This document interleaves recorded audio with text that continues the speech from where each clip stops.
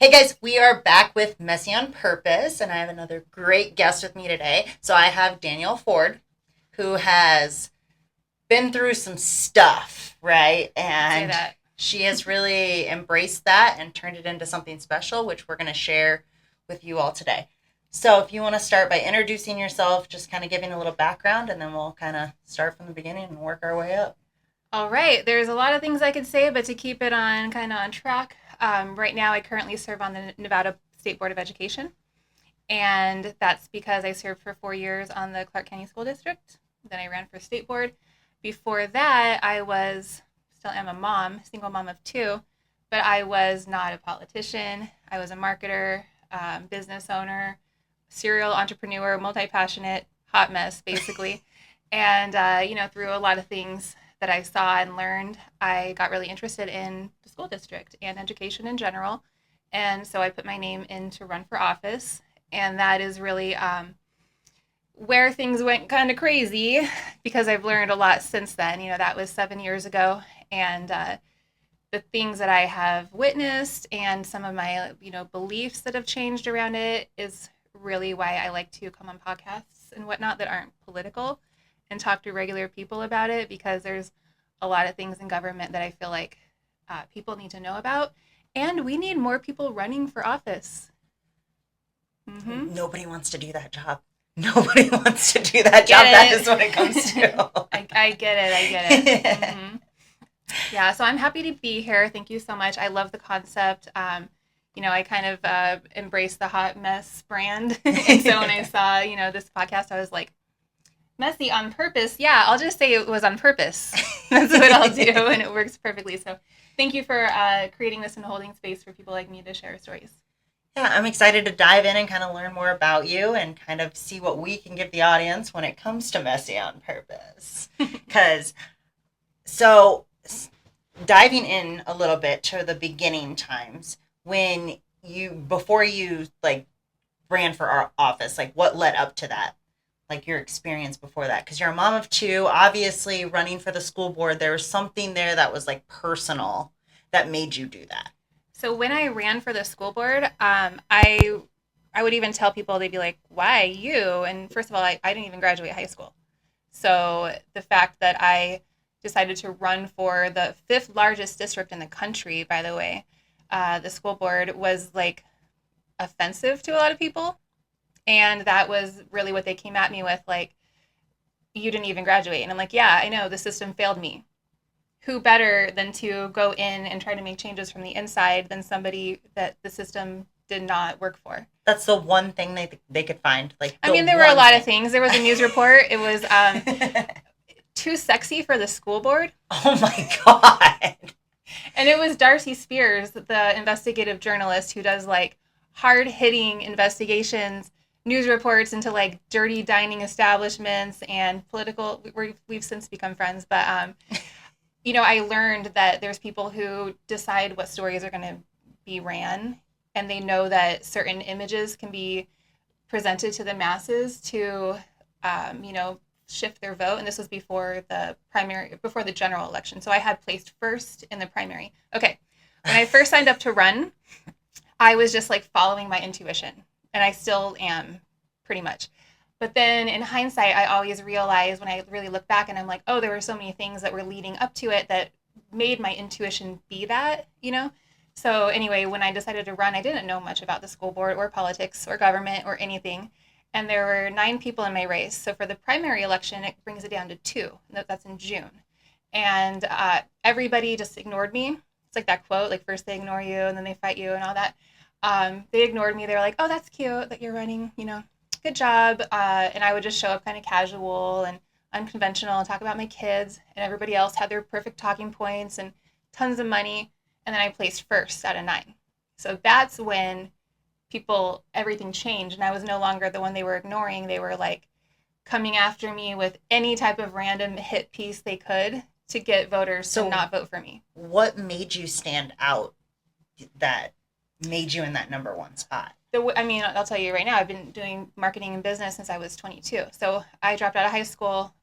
And what people don't ask later on is, why? And it's because I was working. I was raising my siblings, you know, it just wasn't working for me. I was in AP classes. I had passed my proficiencies. I have a high IQ. I, you know, passed, got my GED the next week, signed up for beauty school. Got my aesthetic license the same week that my friends got their high school diploma. Started a career, and when I was 22, I opened a skincare studio. Then I was marketing that. So at 22 is when I really started learning marketing. And I did that, and I started an organization for young moms because I also became a teen parent at 18, got married, had a second child, became a military wife. He went to Iraq. He came back a different person, got divorced. He's been out of the picture since then. Truly single mom, the whole time. And it was like, I don't know, it was just like, this is, I learned so much along the way, and I learned from my Young Moms Club, like what people actually want and what kind of questions, you know, they have. And I was really involved in my kids' education. So I learned firsthand, you know, what families want and what school should actually be. So truly, I just used my marketing knowledge and my firsthand experience with that, talking to actual humans, not sound bites, not the campaign manager gave you the 3 points to stick with, going into places and spaces that seem scary, you know, because maybe they don't agree with you politically, but that doesn't matter because education is supposed to be nonpartisan regardless, and we're supposed to find common ground. And at the end of the day, all kids are the same as far as how they can be educated, what they deserve. And so it really was. She keeps licking. No, she's so sweet. Little baby. Sorry, my dog. It's a baby. No, it really was just like using social media, micro-targeted ads, being bold with my messaging, not trying to look for a fight, but like also not backing down, not like tiptoeing or being vanilla, and people will respond to that. And I could see it the whole time during the both elections, because there's the primary and then the general. I'm looking at the back end of my account going, I'm either coming in first or last for the first one because I know that I'm being seen by everybody. They either like me or they don't like me, but getting in front of everybody wasn't the problem. And then when I basically realized I was going to win, and my intuition, like I saw myself in the seat, and people would always go, why are you running, or this and that? And I'm like, I don't know, dude, like take it up with my intuition because it's telling me to do this. I don't know why. But then I look back and I'm like, oh, okay, I was on the PTO and I saw so many issues with vendors. And, you know, I learned so much through my Young Moms Club work about the sex ed curriculum and things like that. And it kind of all these like little breadcrumbs are, I think, why, even though I didn't have like the actual reason, the experience, the credentials to do it, I knew that I had what it would take to be in that role. So it really was just trusting myself. What was the hardest part of starting it all? I don't know. It wasn't that hard. It just kind of came natural to you? I think I've always said this, like, my biggest superpower and also weakness is that I literally do not care what anyone thinks, to an extent that sometimes I wish I did care. Because I can relate to that a little bit. Yeah, I'm like, I don't care. I don't care if I fail. I don't care if I look stupid. And that's probably because of history, and I've actually failed and looked stupid and, you know, struggled my whole life with stuff. So there's really not much that, like, you could bring at me that if the worst possible outcome happened, I would be upset by it. I'm just kind of like, all right, we doing that now? It didn't work out. Let's move on. Or adjust and then retry. Try again, like, yeah. Mm-hmm. It's amazing how many people won't even try. Yeah, and actually with the campaign, with the first election, because I've now won 2 elections, I've done a lot of personal development work my whole life since I was, you know, my teens. And so I've read all the popular books and mindset stuff. And it really was, I knew going in that I had to protect my mindset the whole time. And that I could figure out all the details and everything else was just logistics. But I had to, like, know that you have to walk alone through things. And people are going to misunderstand you. And you're going to take the hit for stuff. And you're going to make the wrong decision sometimes. And you have to be able to say either sorry or I'm not sorry, because I was working with the best information I had at the time, and just like keep going on. So I knew that. And so as it came, I was prepared. So it didn't really faze me. So I would say for anyone running for office or doing anything big like that, just like make your mindset your number one priority. Have that in check first. Do the work first. And the whole time through, like every day, check in with a few things you need to get aligned with or whatever, and continue on. What were some of the things in like high school, your teen years that made you start focusing on that? Because that's not something I personally focused on until like later in my 20s because I didn't know I needed to, right? Sure. I just used to go to the library all the time. Like I was just like a library kid, and I would go there in the summers, and I just pick up books and I'll read whatever, and then I think I just started realizing like what made me feel good, and a lot of them were just like, typical self-developments. I see you have Atomic Habits. It's a great book. They have a great podcast too. And things like that. I guess it was probably more my early 20s when I was doing the marketing stuff that I really got way more into the personal development. So it's probably when I was like 20, 21. And I had, left my husband in the middle of the night, basically, when we were living in Colorado. Again, that's a whole story, but he came back from Iraq like a different person than I married. We were high school sweethearts. Are you from Colorado? I'm from here. I was born and raised here. Okay. Born and raised here. We were high school sweethearts. His family became my family. We were together for years before I got pregnant at 17. And then that's when I, dropped out, and I was like, I need to do something so I have a career. And then I went to esthetician school. I was pregnant and worked, as a hostess, and he worked as a busboy at the same restaurant. And then he joined the military. We moved to Colorado Springs for a year, and I was pregnant with my second kid at this time. But yeah, it was, basically me then starting over. He came back, he was abusive. I gave a TED talk in my mid-20s about this, and I talked about it. And that was when I was doing more of my Young Moms Club stuff. But I say, like, I did all the things right. Like, became a teen parent, and now there's a stereotype and the judgment, and it's like, well, I'm going to show you, and we're going to get married, we're going to have our little family and have a second kid, and then cheating happened on his part, adultery, emotional, physical abuse, and it's like we went to marriage counseling because that's what you do, you work it out and you stick with your man and blah blah blah. Like, I was a different person then, in the sense that my dream at that time was to be like, have a big family.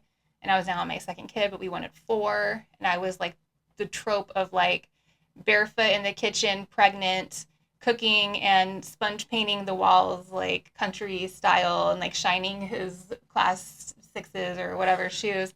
And it just got so bad that I literally packed up my kids in my car when they were like 1 and 2 and drove back to Vegas and started over. And that's when I like forced myself to get strong.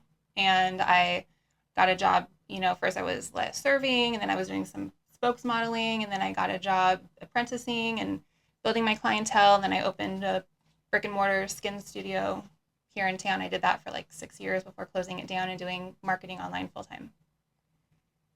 That's an adventure. That's a lot to digest. And that's like the early life. That's not even like the stuff recently, because I'm almost 40 now, and like my kids are both graduated and on their own, and like I'm just like, I don't even know what to do now, because my whole life has been single mom and like all their activities and Cub Scouts and dance and homework and birthday parties, and now I'm like, I guess I'll just fix the education system.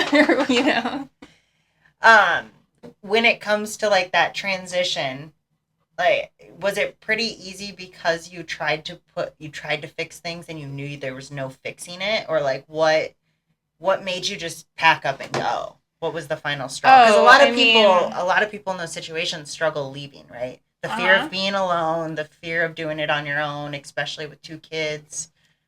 I literally realized one day, after several experiences where I would call the military police, and then things would get like swept under the rug and stuff wouldn't get reported to the actual police. And I literally was like, okay, one of us is going to end up in jail and the other one is going to end up dead. And I don't really feel like sitting in jail because I'm going to murder him. Okay. Literally. And like, there was a time where I literally pulled like 10 knives on him at one time. And then he called the police on me.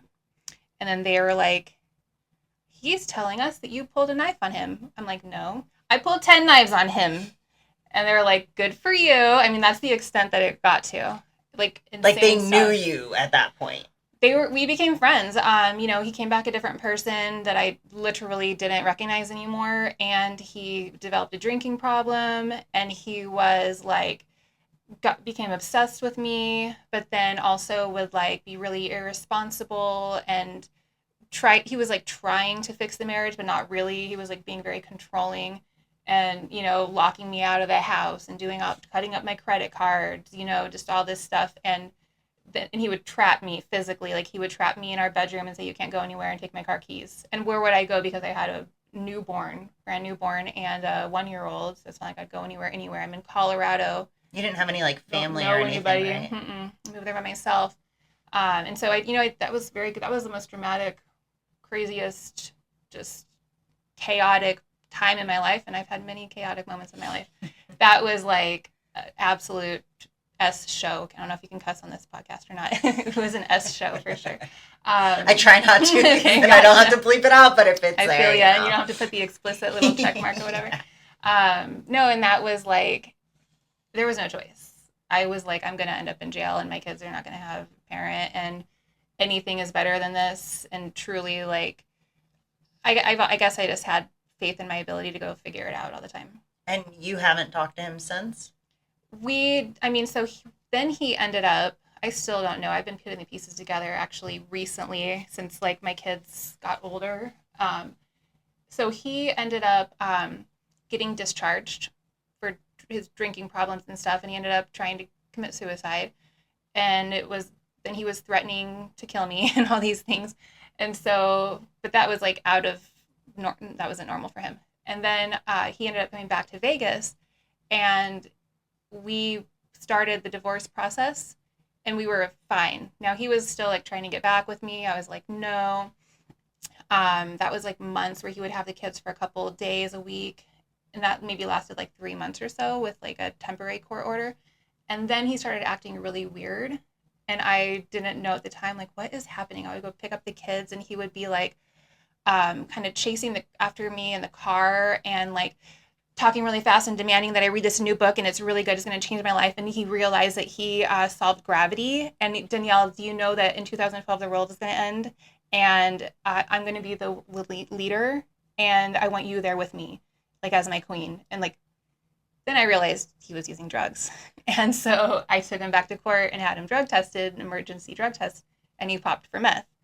And that's when he started thinking he was Jesus, seeing golden gooses, geese, seeing demons, punching people because they're taken over by demons.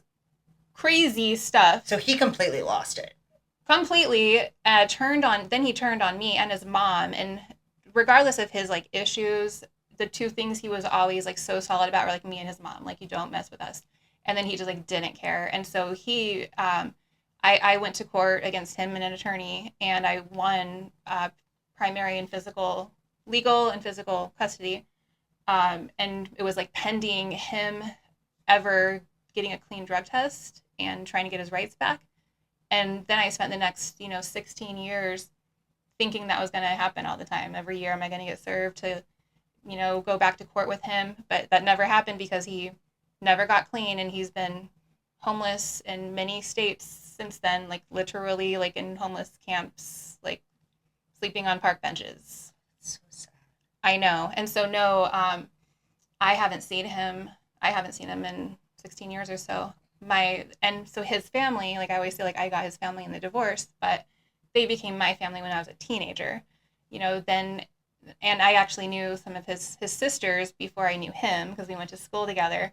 And so they've been like my family, and then my family and them are family. And now my kids are, 19 and 21. And so they're tight with them. So I'll hear things here and there. And that's how I know that like he is in a new state, or he's been in and out of jail. He's had mental breakdowns. So I truly don't know if like something happened in Iraq that caused PTSD, that caused him to self-medicate with drugs, or if he developed some sort of psychosis, like schizophrenia. Like, I don't know. And in the last couple of years, I've had these realizations, right? And like I've been journaling about it. I realized that like I spent all that time from when I got, custody of my kids, no child support, nothing. I was just like, get out of here. Just being like hyper vigilant and doing everything to like make sure he couldn't come and ruin my life. And thinking like, oh, that's not the kind of guy I want to date. So I would date, different types of men that are like had it all together and were like very professional and, really thinking like, did a lot more self help and stuff, thinking like, oh, love is a decision as much as a feeling and blah, blah, blah. Had some relationships, some good ones, some terrible ones. But it was really when when I realized, oh, my kids are both 18 and he can't do anything to me. And I started thinking back to it and I'm like, actually, I haven't really been in a relationship where I cared about somebody since him. Like, truly, like I did, but it wasn't like that passion like we had. He was like my like soulmate. We were like that cute couple.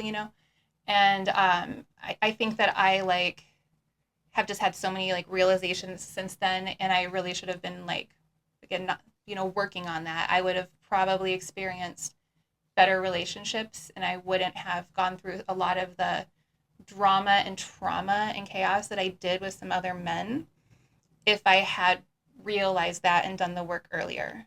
So it's like on one hand, it's like, well, you can't change what you didn't know. Right.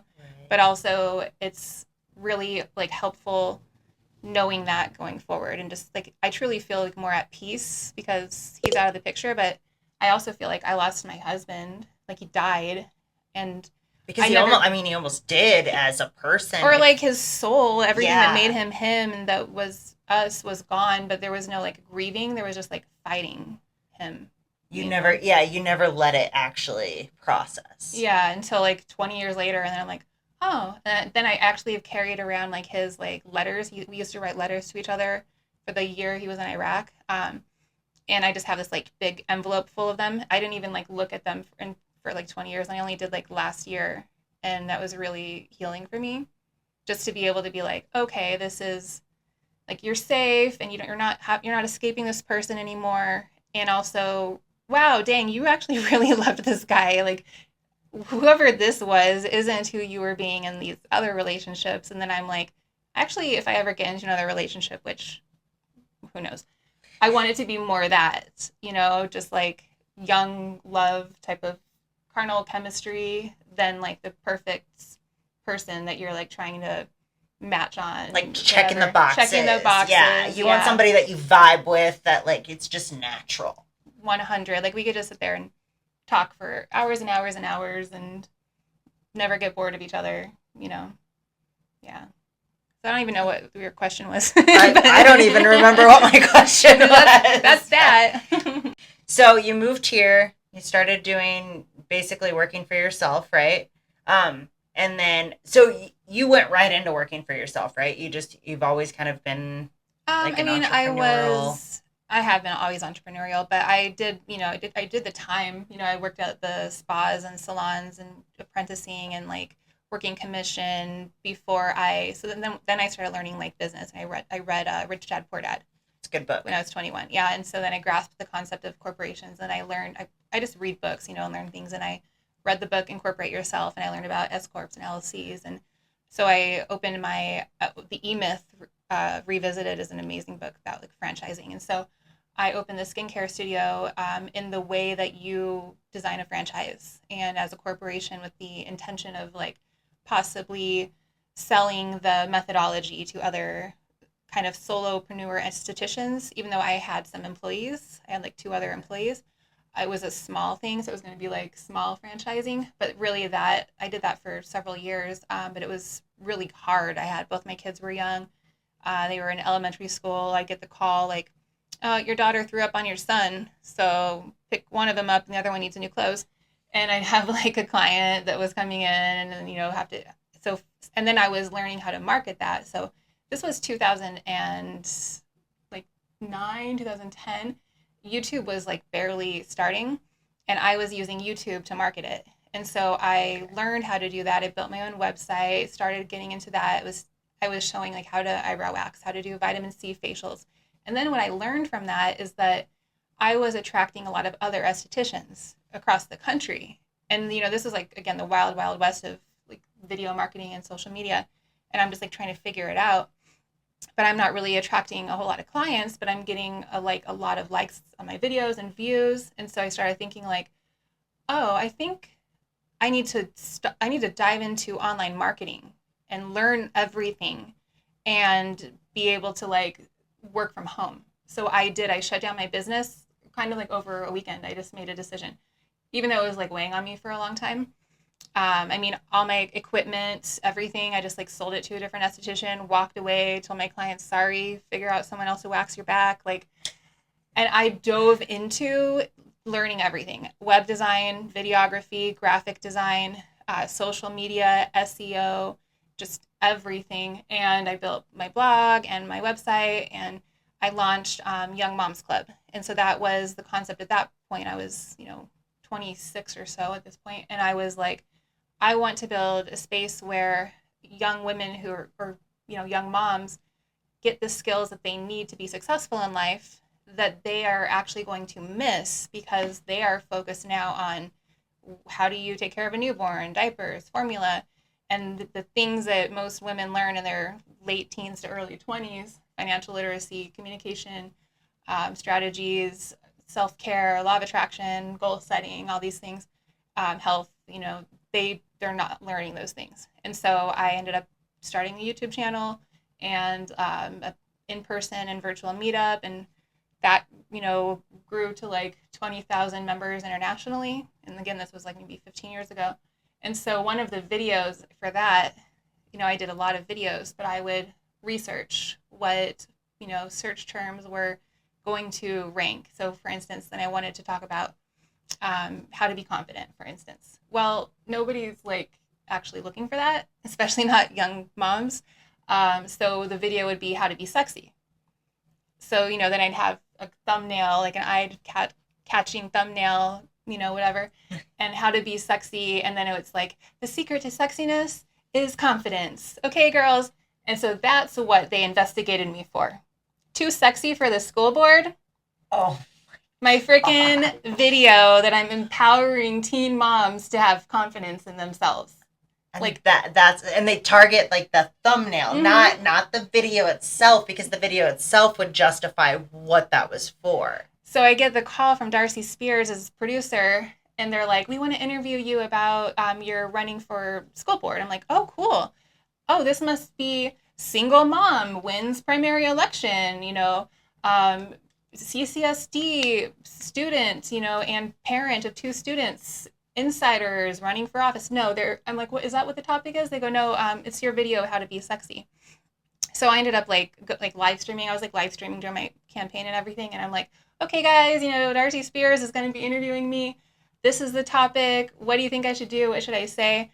So I ended up telling them, you could do the interview, but I'm recording the whole thing as well, because I know how you'll mix it up and do sound bites and everything. And so we had this like hour-long conversation. And in the conversation, it went into, I told my side of it. I'm like, it's about empowerment. Everybody wants to get a partner. Women want to look sexy. That's what it is. And then they ended up, that was the one and only time they ever put an entire hour-long video on their like news report.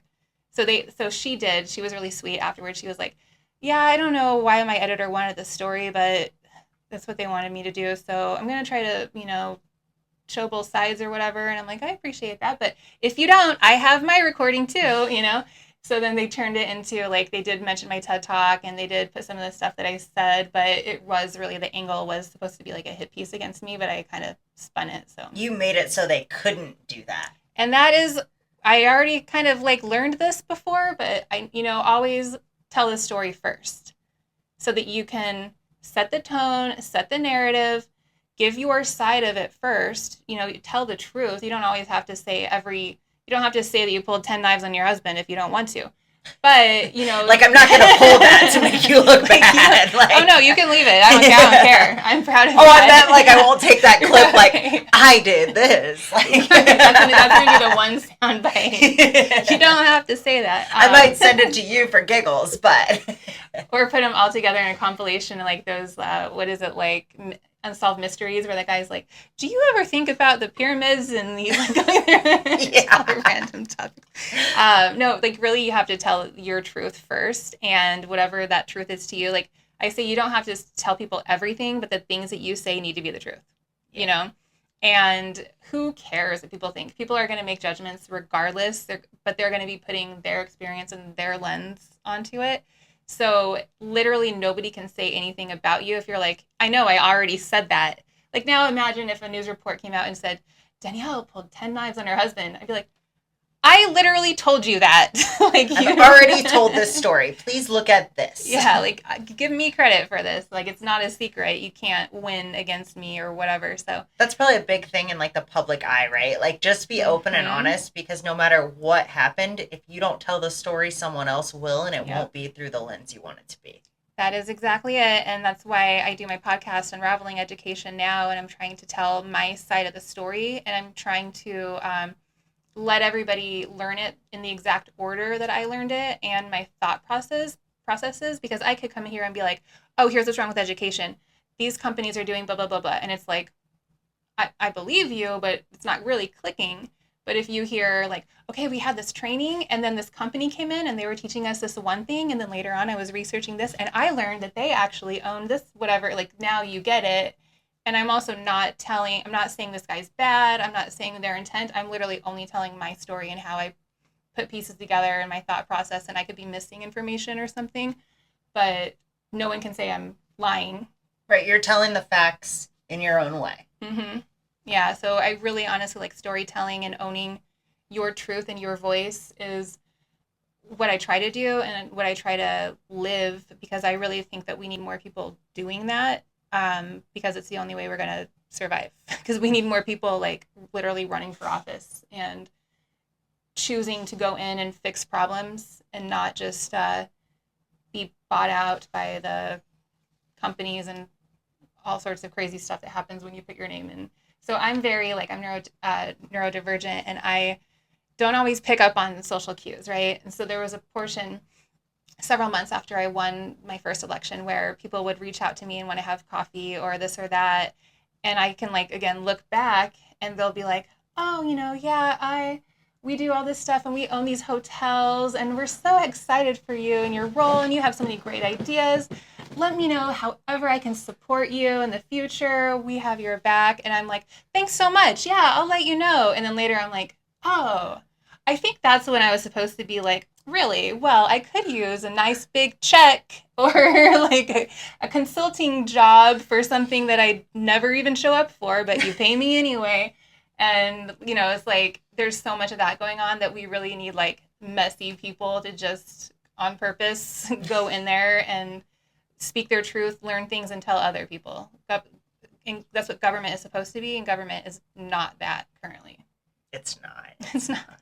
It's not even close. And it's supposed to be ran by the people, right? And a lot are definitely bought off in some way, shape, or form. It's like this, even for me to get crap like, oh, who are you? You dropped out of high school, whatever. You're a single mom. You're struggling, whatever. It's actually whatever the most general, true representation of the people that elect you.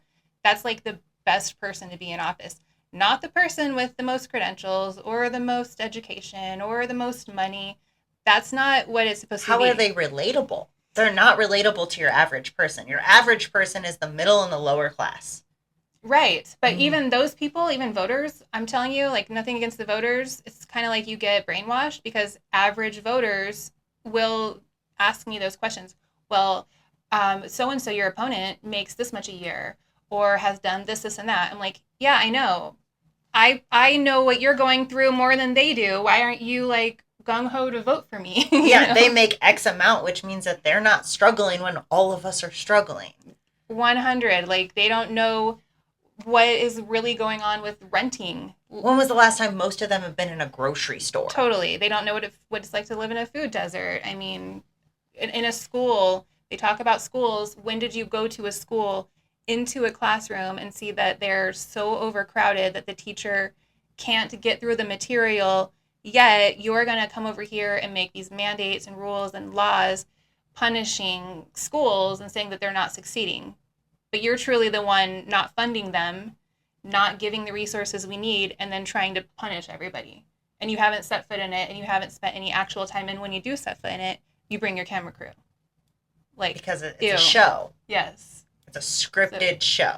It's PR. Yeah, it just upsets me a lot. Yeah. Which it's crazy to me that I think people are waking up a little bit. I do think they're waking up. I feel like we've been like behind this lens for so long, and people are just kind of going through the motions. Mm-hmm. But I do think like after everything in COVID and like kind of just moving past 2020 and like where we're at now and where the economy is at, I do think people are starting to wake up and starting to see things through a more wider lens. But they're still like just so uninformed, and this isn't like talking bad about the people. It's by design. Like, let me ask you a question. I'm not trying to like gotcha. Oh, I'm probably not informed. I will tell you. If you were like right now, you go, you know what? I'm going to run for Senate. Let's say you decided. What do you think you do now to run for Senate? I have absolutely no idea. Right. I mean, not a clue. I don't know either. I mean, just now imagine. Do you think it's like, is there a fee? Do you think you have to go interview? Do you think you like where, when, what would you do? I don't even know how you have start. No idea, like, I right? literally have no idea how you even, like, how you sign up or whatever it is, whatever the process is. Like, do you have to, like, be behind certain people to get in? Like, what does that take? Let me tell you what it takes, okay?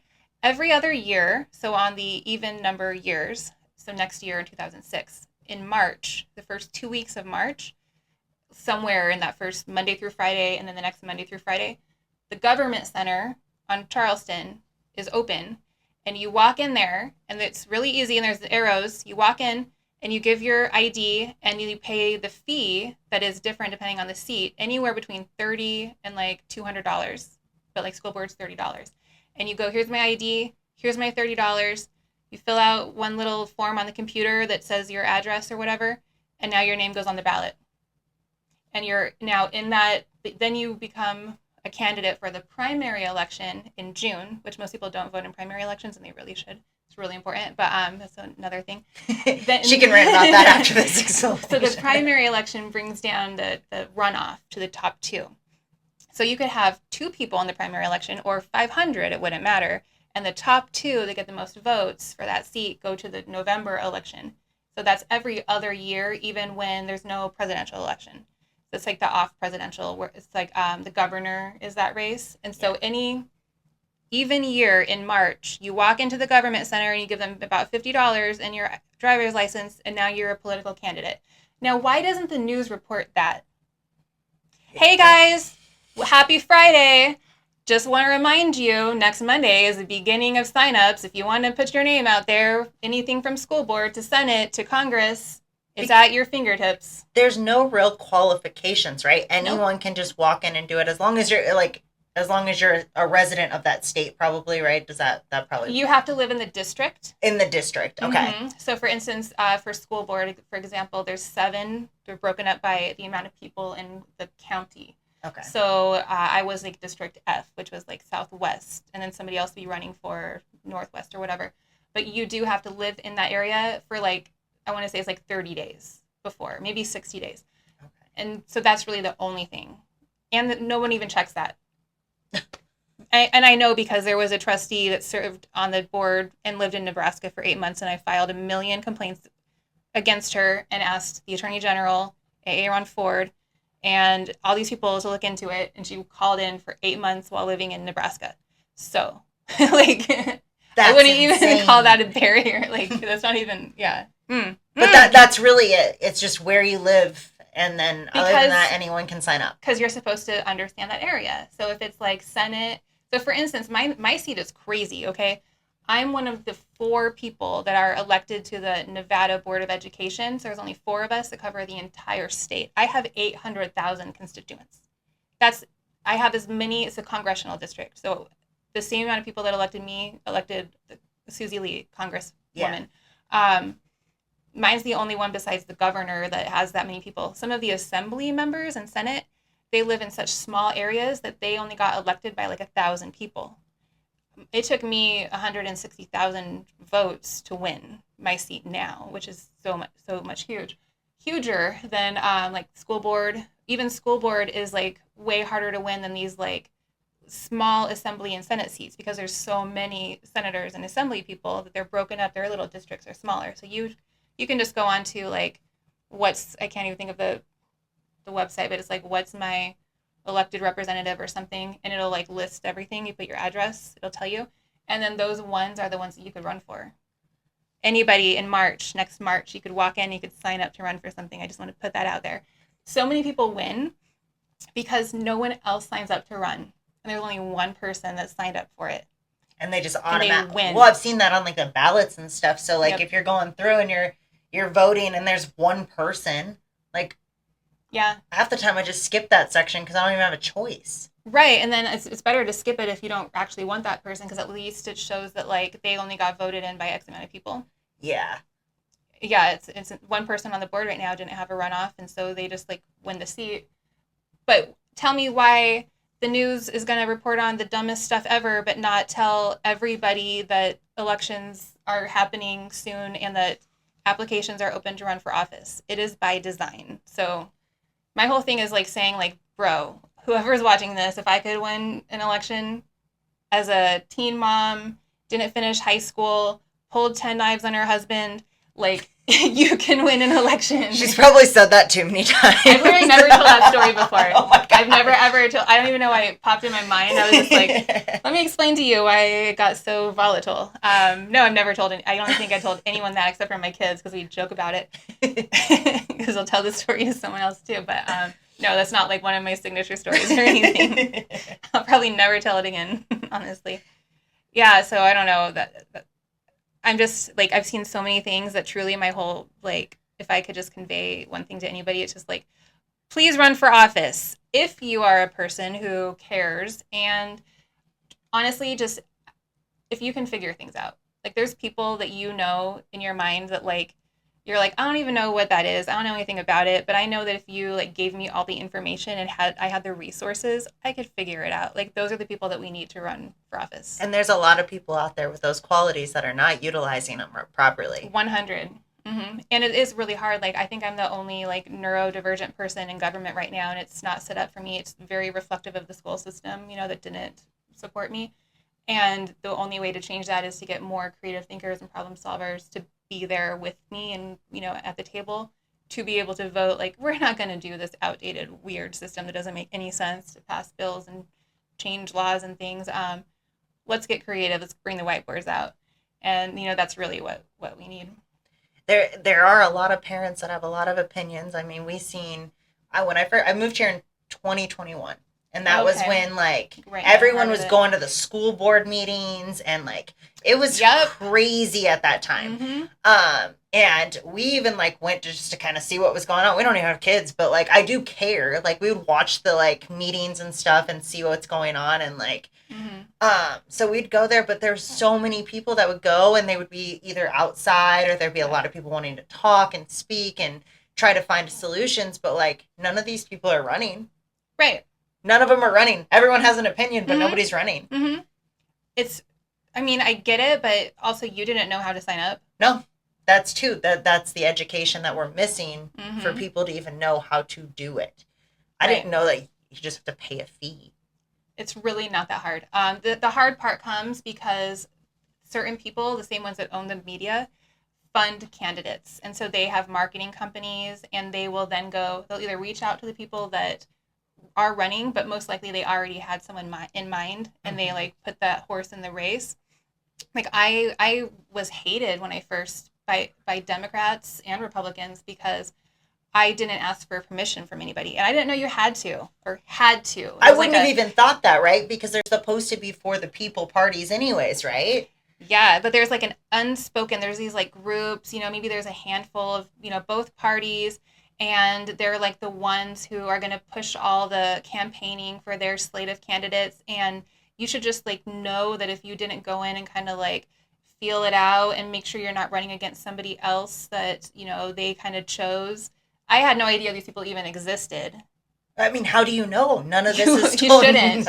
Because most people won't just go put their name in, but they'll go, I think I want to run. Let me go get involved in this organization. Or what's the, political group, or is there some sort of women's whatever, and then they'll get in the door, and then they have to go through this social ladder of being accepted, and then you get told yes by them, and you get promised campaign money, and they're going to have people walk for you, but then you have to follow their rules, and you can't go and say your own thing and have your own opinions, because then they're going to turn on you. Like, I don't play with that. Even still, like, I've had a lot of people that didn't like me at first, and they've come around to me, and I have people like offer to support me. Sometimes I accept it. Depends if we vibe or whatever. But I don't. I'm always like, I literally, you can give me your money, but I'm not promising you anything.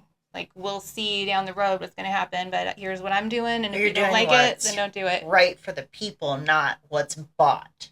Yes, that's the difference. So we need more people. Like, if there's any good quality I have, it's that. Sometimes I don't always have the right answer. Sometimes I am very messy. You don't have to emulate all that, but what you got to do is like truly just trust in yourself and remember that you're elected, and separate. Like, I have my own opinions. Trust me, I got my opinions. I got my things. But when I'm sitting there and I'm like looking at a contract, or I'm deciding what to vote on, I change my brain, and I think, what's the best vote or solution going forward that's going to help as many people as possible and take us in the right direction.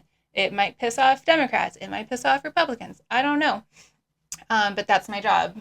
And people just don't do that. They get like just very in their minds, and they want people to like them, or they have more political aspirations, so they're worried about that. And like, you're kind of like, that's the lower level of like politicians, right? Like, just kind of that lower state level, but it gets higher. And if there's people that are doing this for a career, the only way to climb that ladder is to get in with these people. Yeah, school board is sometimes a ladder, because the school board is very important because it's the closest to the people. It's actually the one you can go and show up, and then that vote on that day would actually impact what happens next Monday. So it's one of the most important ones, but you're right that it's seen as like a stepping stone. And then, so mine is a little bit higher. There's just so many different things. Yeah, I was more talking like as a view of the people, like how people look at the like politics tier, not necessarily importance, because it is very, very important. We're now educating the next generation of people, right? So like, that's very, very important. I think they put the highest weight on the ones that pay the most, honestly. Like, the commissioners make so much money. Really? Congress. Okay. But like, I don't get paid. I don't make any money. The school board makes more money than I do. There was a $9,000 a year stipend for trustees. That's it. So you're literally doing this out of the goodness of your heart to try to help. Yes, and out of spite and anger and rage. Many things are fueling me, yes. But it's not money, I'll tell you that. I might run for something next year, because I've learned the reason why. It's a tinfoil hat or whatever. But I was really optimistic about this seat when I won last year. And since I joined the board, I learned that about 10 years ago, a lot changed. And so they actually took the authority of all the decision making for the state level stuff, which is like testing and like standards and educator evaluation, like just overarching standards. They took that away from us. The legislators, like senators and assembly people, wrote a bill, and they put the state superintendent, who runs the operations, just like a district superintendent would. They don't report to us anymore. They report to the governor. Okay. And so the role I have right now is essentially just like sit there and smile. And I've been losing my mind every board meeting, saying it on the record and putting it online and everything. But I'm like, I should probably run for something next year, because even if I lose, I still keep my seat because I have a 4-year term. Oh, okay. So you can run, and then you only move out of that if you... Yeah, but if it was, say, next cycle and I was up for re-election, I would then have to either choose, do I run for re-election or do I run for a different seat? And then I risk maybe not winning my seat. But I'm like, I'm going to run for something. I don't know what yet, but it's going to be at the level to where I could write a bill and change the law to put the power back at the state board level, because people don't realize that has been taken away. And honestly, it's really boring. So I don't expect anyone to even care or try to do something about it. I'm like, we need to get this authority back to the people that were elected, not the one governor who can make all these overarching decisions, regardless of who the governor is. It's not okay. Matter, yeah. It's wild. That's crazy. So it's almost like a seat that's just there. doesn't even make that much of a difference? It really doesn't. And I'm very upset about it because it was really hard to win. Again, it took a lot of votes to get it. I think it's by design. The more that you can like appoint board members, so there's only 4 elected, but there's seven appointed members to my board. There's 11 of us.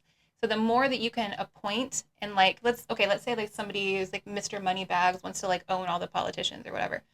That person could either come in and like try to fund somebody at the school board or at least a majority of those members, and then the state board, and then the Senate and the Assembly, and hopefully the governor's mansion. Or they could just focus on maybe the governor, and they can have the governor appoint seats to all the other ones.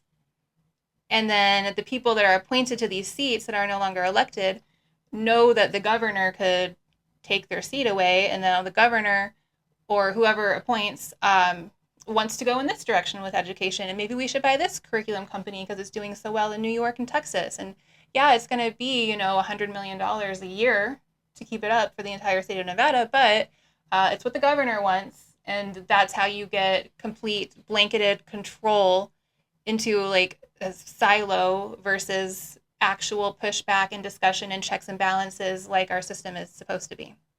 And that's what's happening right now. And like that's something people don't know. I didn't know when I was running the entire time. It wasn't until I was like, let's get to work, guys. Well, would you have even ran for it if you knew that? Probably not.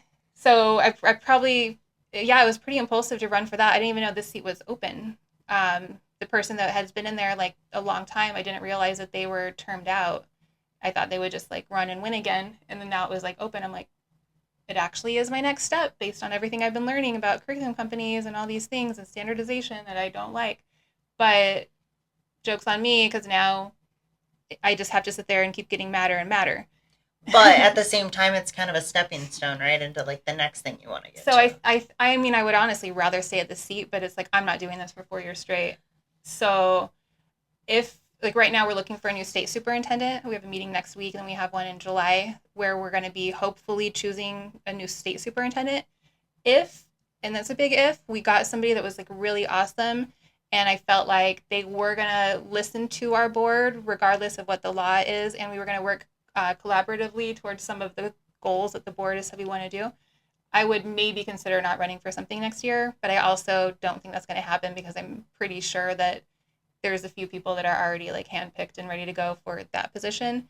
So I'm playing it by ear, but I think it's very likely that I run for something else at the state level where I can actually make that change and put the state superintendent back under the state board that is elected.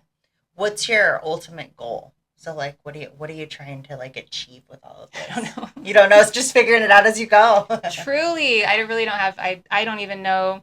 I don't have a 5-year plan. I don't have a 5-month plan. 5-day plan is kind of where I'm at right now. Do you think it's kind of hard to like kind of plan that out just because of like you just never know who's going to be where, what's going to happen? Mm-hmm.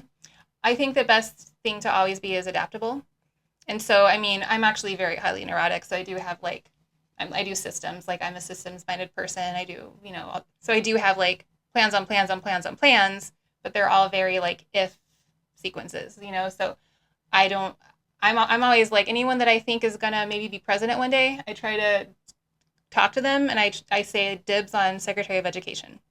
So I guess maybe that would be like a big long term, but I'm also not like working towards it. I also am totally fine with like going off the grid and just having chickens.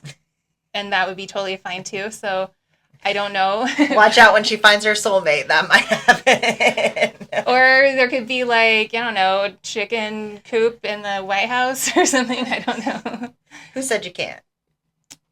We got one person doing the rose garden, someone else doing the greenery. Like I will straight up bring a chicken coop, even as Secretary of Education, because I could convince whoever was president to do it. I know it. Very confident. What about you? What are your goals with this podcast? So my goal is to bring this, just keep building it, bring as many people as I can with as many stories to really just help people learn from other people's messy. Mm-hmm. So we all have stuff. Everyone has stuff.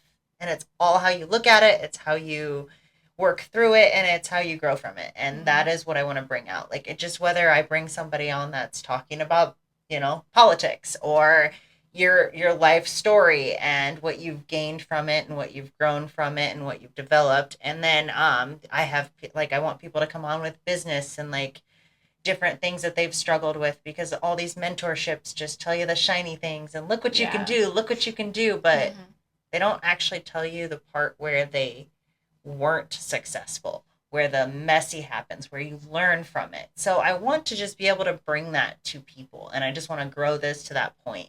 And I've reached out in a few Facebook groups now, and like I have like 30 submissions for people that want to be guests with like stories to tell. And like there's more than that, but those are just the ones that filled out the form, because I'm definitely like I'm a very I only want to deal with people who actually commit and follow through. And to me, like something as simple as filling out a form, if you can't fill it out, like, are you really going to show up? And so I just want that follow through, because that tells me the type of person you are and kind of gives me an idea of what you can bring to people. I don't want somebody just on here like, my life sucks, I went through all of this. I'll tell you messy. I'll tell you about this weekend. And some people take it that way. They take it as like, oh, I got a messy story, but what did you get from it? Not your story. I don't need your story. I need what you got from the mess. Yeah. What's that quote? It's like, your message is in the mess, or the mess brings your message, or whatever, something like that. I'm messing it up, but that's true. Like, if anybody comes up here and they're telling you what to do and they got all the answers and they haven't experienced it and they don't know those things because they got real for them, don't listen to them. Like, no. I'm actually so I don't have a 5-year plan or any type of plan, but whatever it is, it's going to incorporate AI, because I'm so obsessed with AI. Oh, I love AI. I made this with AI. There you go. I believe amazing. That's an amazing use case. I'm using it. It literally is basically me on the state board. I have board meeting assistants. It has all of the information about Nevada. It has all the laws. It has all the money we spend. They're not getting anything past me this time. Last time on the school board, I was like learning. This time I'm like, sure, we have no authority, but I'm putting everything on the record with confidence, because I got my AI that I've trained to think exactly like me and pull things apart and look at all the angles and question it and then deliver it right back to me in a way to explain it to my constituents. If you aren't embracing AI, you're falling behind.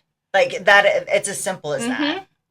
So not even behind, you're going to be obsolete. Like, I can't even, in the future, you will not be able to work with somebody or even communicate, partner with anybody who doesn't know AI well.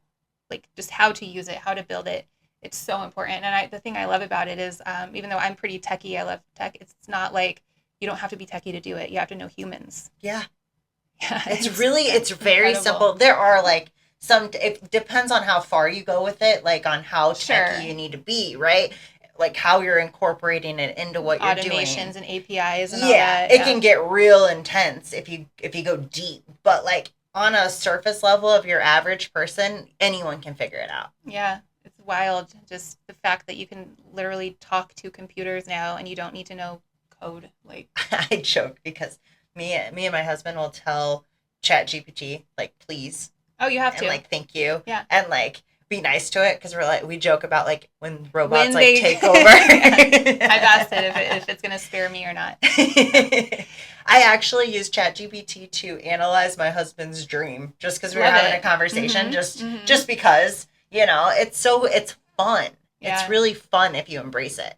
So which AI do you use? Like, I love ChatGPT. I've tried some other ones, Gemini, Claude, whatever, Perplexity, but ChatGPT has everything you need, and that $20 plan is like just the best $20 you'll spend ever. It's so cheap. It's so ridiculous. Cheap. I know. I use it for so many things, but I'm really into the custom GPTs, to make them like real specialists and specific assistants that you don't have to keep on prompting, or experts in certain laws or areas. Oh, I have like all my coaches. I have a therapist, a couple therapists, specific ones that prompt me every day for certain ways. I have a rollerblading coach, that I'm taking pictures. I had one help me with my self photo shoot, and I'm like sending pictures of as I go, to get opinions on my poses or leaving more blank space in the background. Like I really like using it as expert advisors, and even some prompts that have like built out kind of like trajectories for myself,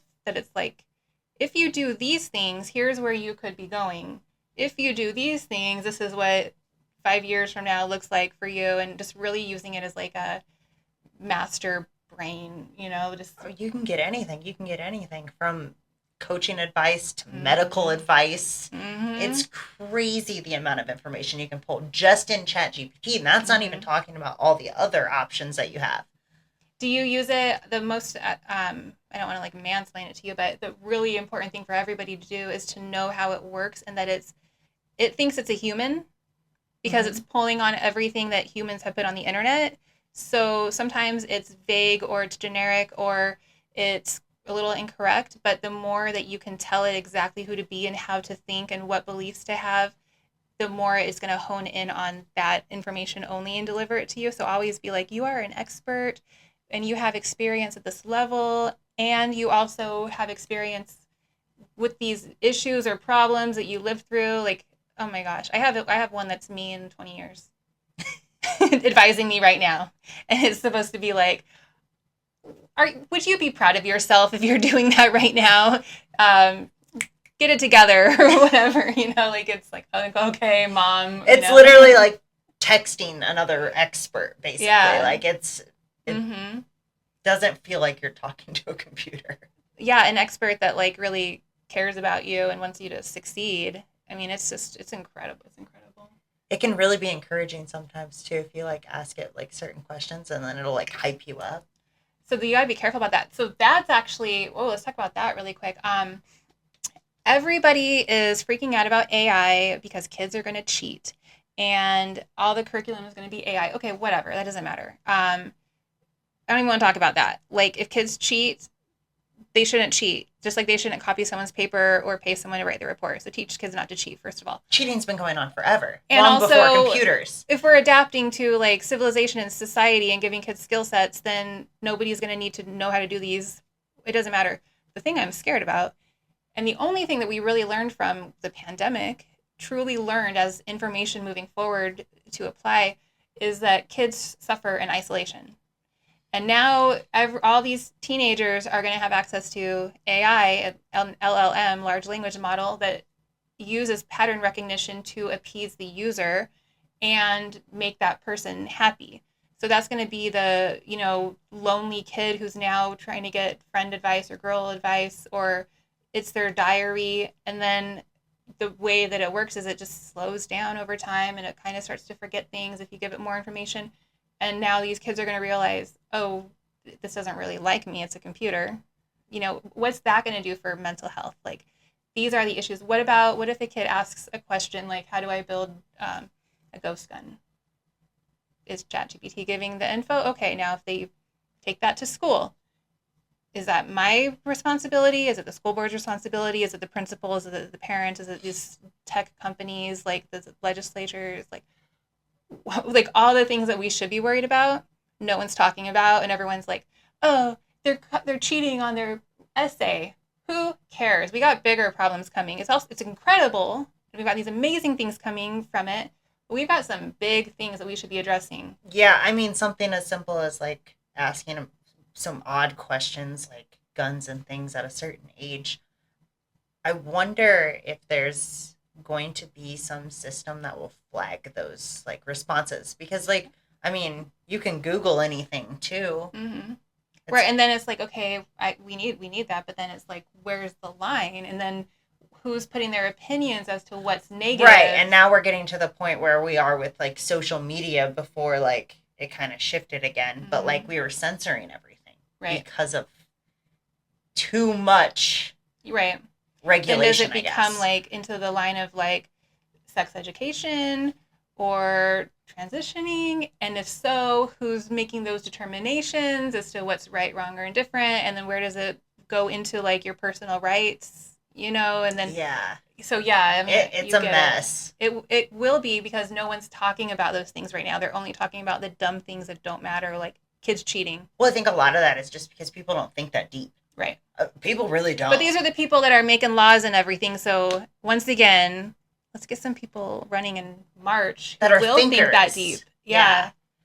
Yeah, we need people that want to make a difference and want to think things through, Yes. not just simple answers. We can't keep living off of simple answers. That's what causes half the problems we have as ignoring it is. everything. Yeah, we just pretend like it's not happening. Put the blanket over your head. Yeah, that's literally what everyone does, or they just want to win. Like I see, we just had the legislative session. People don't know that happened. Like it just ended at the beginning of this month. It was 6 weeks, and all the bills, went through, and all the laws that are going to change, and it's like they end up fighting. You've got like both sides of the Senate fighting over one thing, and they don't even care by the time like amendments are made and deals are made. They just want to be able to say they won and be able to tell like for their reelection how successful they were because X amount of their bills made it through or whatever. Yeah. It's like, no, we just need good changes. And I would rather see these bills that are like big picture but actually make sense, but a lot of people don't understand, and have the person who wrote those, like, even if they fail, like, that's a person that's going in and trying to do something. There comes this like point where all these people, it's kind of like this little echo chamber where you get into it and everyone's acting the same way. So they're just trying to like they lose track of like what's real. They become out of touch. Even if they were the person when they went into it, they just like, it's this echo chamber of like, here's the drama at the legislature, and will this one bill pass? Is it going to be 12 million or 14 million? And somebody wants 14 million, and then it's this big battle, and it's like, bro, we got AI coming, and we got all of this. Who cares about that? Figure it out and go make some big changes and be a thought leader like we elected you to be. It's just, I know I keep circling back to like politics because you're really like, you're in it, right? So you're experiencing it and you're seeing what people are ignoring. And it's just like nothing else matters. Like we could sit here and go, well, schools and this and that. And we could talk about our opinions and what's coming with AI and business and should we move here? And it's like, none of it matters because all of it requires legislation around it that's supposed to be the best for the people. So you can complain about rent prices and these fees and all the ways that the hotels are putting, resort fees, and everyone wants to talk about it, but nothing's going to happen unless you run for office and fix it. Yeah, because the people that are in there now, most are bought. And unless we push back and we have people running that actually are the people, not even just for the people, the people. We need the people. Give me the person who gets it and cares and is a problem solver, and I'm going to elect you whether or not you have the answers, because I trust that you're going to go do a good job compared to the person that comes with the 5-point plan and the suit. Like, no, give me some scrappy people that can figure it out. Yeah, if you look a little messy, that's okay. But, like, we need real people with real issues to be solved. Right. And, like, they have to be able to think. They have to be able to figure things out and be problem solvers, because you can't just walk in and just... And have thick skin. Oh, yeah. That one's a little harder now. I feel like we have a very sensitive society. Yeah, we do. Yeah, we do. That is probably harder than the problem solvers, because... It's so weird, that fear. I'm sure you know all about this because you've studied this stuff, but just that like irrational fear of someone's not going to like me. Okay, but are you going to get eaten by a bear? No. And the only reason you have fear is because that is what our ancestors needed to stay safe. And literally you could go in front of 1 million people and look stupid and do the dumbest things and they could all hate you. And you're literally not going to experience any type of unsafeness at all. You're fine. No. And like the funny thing is, like, you get up in front of thousands of people and you look stupid. Guess what? They're going to remember it for maybe a day. Then they have other stuff going on and they are not going to put another thought to it. And it still just doesn't affect you. Even if they do remember it for 50 years, they're going to be thinking about you for 50 years and you're going to move on to the next thing that you're doing. And literally them thinking you're stupid did not affect you at all. And you don't make a difference without being remembered. So if something silly makes you remembered, it's true. Worth it. What is like any publicity is good publicity. Yeah, it is though. Like, you don't want to be forgotten if you're trying to make a difference. It's very important. Yeah, that's actually really, I've had to kind of accept that that's the truth. And that's a lot of times now in trying to teach people these things, I'm trying to like dramatize it a little bit instead of being like, okay, this happened and this person went and did this and took $90 million. I try to be like, let me tell you the drama. Okay, here's what. And this girl was like, she said this, and this, like, people respond to that more because they just want the story and they want they want the tea. entertainment. Yeah. They're not looking for facts. If they're looking for facts, they'd pick up a book. Right. You know, they're not looking for that, especially on something like social media, the media, like any of those like channels where they're getting their information, which is where most people get information now, is social media, YouTube, you know, streaming sites. Mm-hmm. That's where it comes from. And they're not on there to look for facts. They're on there to look for entertainment. Mm-hmm. That's why we've switched to the point where like Instagram isn't photos anymore. It has to be 3-second videos because people have a 3-second. Every 3 seconds needs to be engaging. Yeah. And if not, people just keep strolling. Mm-hmm. And like that is just the system that we've worked into and now we have to adapt to. Attention is the new currency. It really is. Mm-hmm. It really is. The only currency right now. One thing that drives me nuts is like, especially here for some reason, driving in traffic, when somebody messes up, they're always on their phone. I can't with it. I can't. It's so frustrating. Like, people here, and I guess everywhere, it's just we have, like, congested traffic. It's like you're living in this, like, reality where you're invincible and nothing you do affects other people, yet we have traffic because we have pileups every single day. So here's the evidence that the thing you're doing will eventually cause an accident and harm you and or others. So could you just not? Right. It's that simple. Like, do you really need to be on your phone for your 10-minute drive? Yeah. Like, we don't even have that big of a city. And it's not even like you're doing anything so important. Okay, maybe if your kids are, you know, something important with the sitter. No, you're just like trying to get your dopamine fix and check your socials. Exactly. 9 times out of 10, I've even seen people playing games in their car, but 9 times out of 10, they're usually scrolling social media. They're on Facebook, they're on Instagram, they're on TikTok. And I mean, you shouldn't need to be on your phone, right? Like those gaming and social media are not necessary while driving. There's absolutely no reason for it. And then texting isn't even necessary because we have talk to text now. And any phone you have has that. Or hear me out. You could just drive. Yeah, that too. Just drive in the quiet, like we did when we were learning how to drive, and then you get in your car, then you just drive somewhere. Try that. Play some music. Yeah. Podcasts. Like right. If you must have some sort of entertainment that's not just your thoughts and paying attention to what's around you, listen to a podcast. Man, I get road rage really bad because I just look over and I'm like, you're like, I'm trying to be a good person. Can you stop making me live? I know. It's so frustrating. I hate being on my phone in the car because of that reason. One, nobody else is paying attention, so I have to double pay attention. Yes, you'd be a defensive driver. Yeah, because I don't want to get hit because somebody's being stupid. Yep. And then on top of it, like, the safety of other people. Like, that, it's as simple as that. Like, it's one thing you want to risk your life, which we do every time we get in a vehicle because it's one of the most dangerous things we do on a regular basis. Yep. And then you get in there and then you get on your phone and now you're risking not only you, but every person driving, every passenger in somebody's car, all the kids in the vehicles around you, the pedestrians on the street. It's and you don't care. You're just going to drive a 2-ton, was that 4,000 pounds vehicle at 80 miles an hour. Like, yeah. Just like using a gun and just shooting around without like any type of it'd be like going in the desert and just shooting all over the place and hoping you don't hit nobody. Mm-hmm. Not looking for, it's just you're in a weapon, you're controlling a weapon. And while you're activating it, you're also like scrolling TikTok. You should lose your license. Yeah, yes. And I don't think they really even like pay attention to that. Like a cop can go down the highway here on 215 and see at least 10 people on their phones. Mm-hmm. Bruh, like that's what I'm actually very empathetic, and I'm very into, like, I don't want to use the term restorative justice because it has a weird connotation, but like I'm into like the context. Oh, did you stole? Okay, was it to like feed your kid? So that's like kind of restorative. Yeah. But I'll tell you what, there's certain things where I'm like, no, harsh punishment.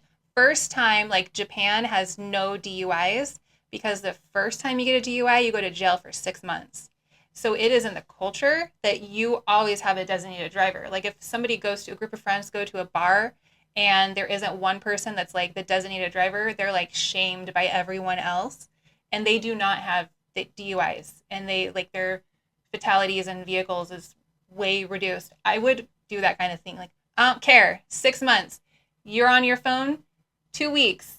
Cry to your parents. I don't care. Because no one else is going to be doing it after that. Well, it's just as dangerous as the drinking and driving. You're just as distracted, if not worse, actually, because Right. at least, like, most of the time when somebody's drunk, if they're not too drunk, They're like trying hard. they're at least trying. Like, I drive better when no, you're absolutely right. Like, I totally support something like that, even if there was accountability in vehicles to where you could tell with AI. I'm sure there's a way to do it soon. And well, there are some cars, if you're not looking at the road, it will yell at you. See, that's cool.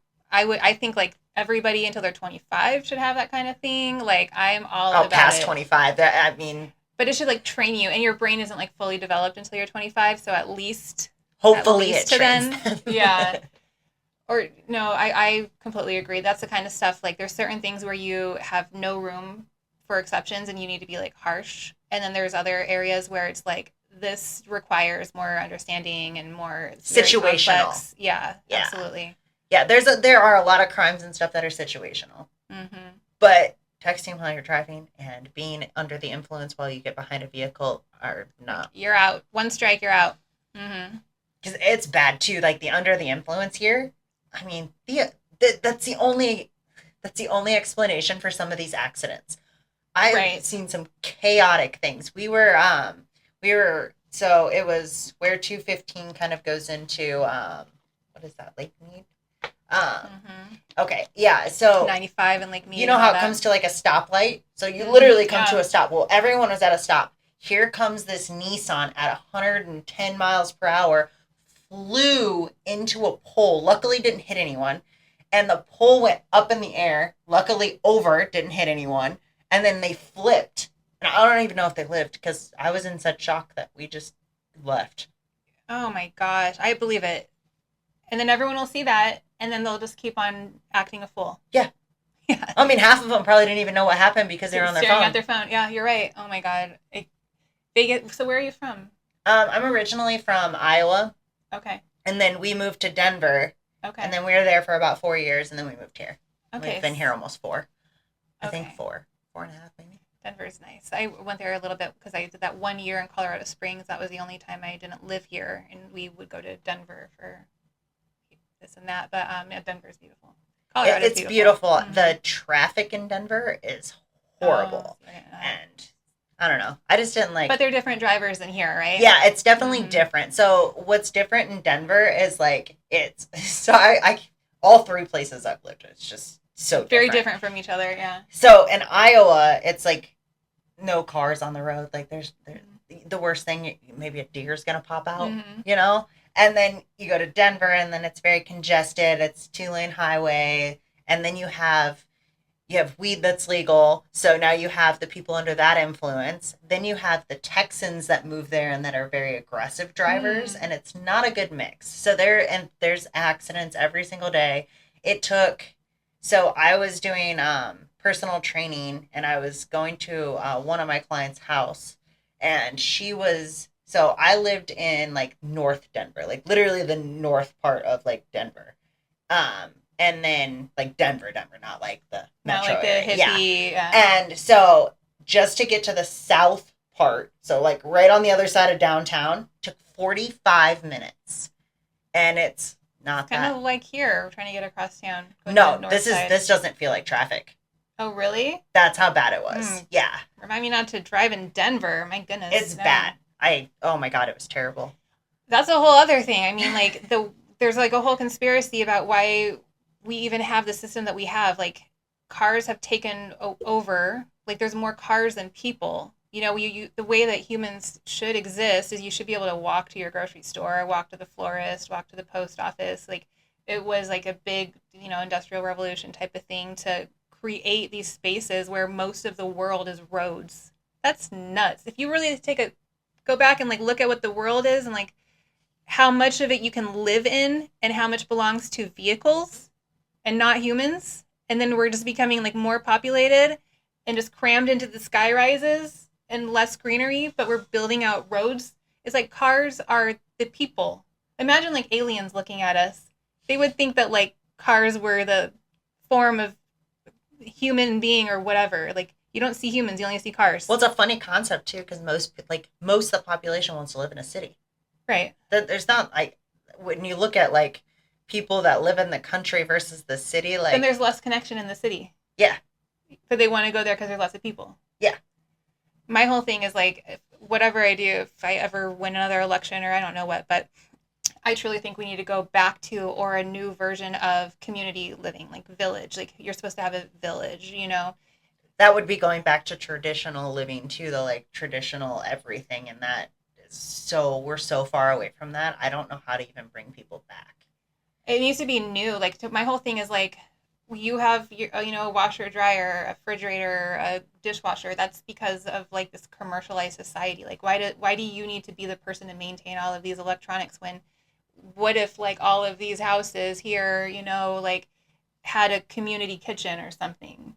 Like you can have your autonomy. It'd be really hard though. Oh, for sure. Because but there's like I don't something. Other people's like cleanliness versus Oh, yours. I agree. And like, you know what I mean? Like that would make it really, really hard. But we do have, so I had Aaron Lambert on talking about real estate, and like something that's getting more and more popular is those co-living spaces. Which is exactly that, right? They share the kitchen, they have bathrooms that they share, and like the communal area that they share. So that is something that's like coming up a little bit. And a lot of that actually is not because of the reason you're saying, it's because of the affordability to have a house, right? To have an apartment.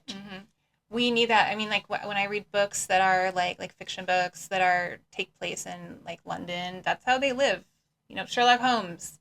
They have like there's like 4 in one area, and then there's a main lobby and living room and kitchen and this and that. But then you have your own apartment there, and so you still have your own like little small kitchen. Like a whatever, like a temporary mock-up one, but you have more resources that are for the whole community. And then I'm a big believer in like everybody having their own unique skills and geniuses and staying in that space. And it's like, what if you had, community living on land and there's, community garden and chicken coop and maybe a really dope like production studio that everybody uses and takes care of, and then it would be like one person is like kind of manages the studio, another person the chicken coop, or how knew the chicken coop was going to come up. I was thinking right. it. I had a chicken coop and I had 7 chickens, and that was my favorite thing, is like going and cleaning it and getting their eggs and like picking up all the chickens and stuff. Can you even have a chicken coop here? It's so hot. I had a house that, oh yes, so that was the whole thing. We had to put misters around it, and yeah, and I had it on a timer, so it would like during the day do the misters, and I would take like ice out and like frozen fruit and just do everything to cool them off. So it is very hard, but doable. It just seems so cruel. I feel bad. It's like the chickens are baking in the backyard. They exist, they exist no matter what. There were little chicks at Tractor Supply, and I was like, I didn't even realize they had them like where you could get them here. Tractor Supply. Don't go in there. Don't go in there. They're so cute. I want a little goat. That's what I want. Like I want goats. all of the goats and like a llama. They're so the cute. Goats are way cute. I know. They're like little dogs. Yes, I love animals. I'm just like, I would love to have like just a ton of space with like animals everywhere and like a cat rescue and chicken coop. And we eventually want to move to like St. George area and have like. So pretty, my hairdresser moved there, and I really need to go travel over there to see her because she's really great. But yeah, St. George is perfect for that. There's some unincorporated space that like I had a house that was in. There's like little parts of, Clark County that has like unincorporated, and you can have animals and a well if you wanted to, but it's very hard to find that, and it's really expensive. But mostly you can't in residential areas have any type of chickens or more than several animals, which is stupid. It's a lot because we have so many HOAs. I know. They're out of control. And you grew up here. So when did that because it hasn't always been that way, Mm-hmm. right? Like where there like just a bunch of neighborhoods with HOAs. I went to real estate school when I was 19. I told you I have ADHD. I've gone to so many trade schools. Okay. So I've tried a lot of things too, so I get it. But I was like, I don't remember there being that much information about like HOAs. Like it would be a very different curriculum if I went right now, the way that Vegas is. And you're right. Like I remember just like it was so tiny. Like when my grandparents got their house, and it was just bare land. And I put my hands in the concrete, and it was so far, like just the farthest you'd ever go. And that was like Cheyenne and like Rainbow over there. And it was so hard to get to. It was such a drive, and it's just like built out so much. But no, you're right. Like the HOAs are out of control, and the school board is a lot like HOAs. I made those like connections. It's like you can like basically bribe, as long as you get half of the board or more, the majority, to want to do a certain thing, then you can ensure that a certain vendor is the only one that's going to be used in the whole district. And then it's like a monopoly, and it keeps out, competition. And it's all That's money. a really common thing here in this city because of the casinos and everything. Everything seems to be so like closed spaces. Yes.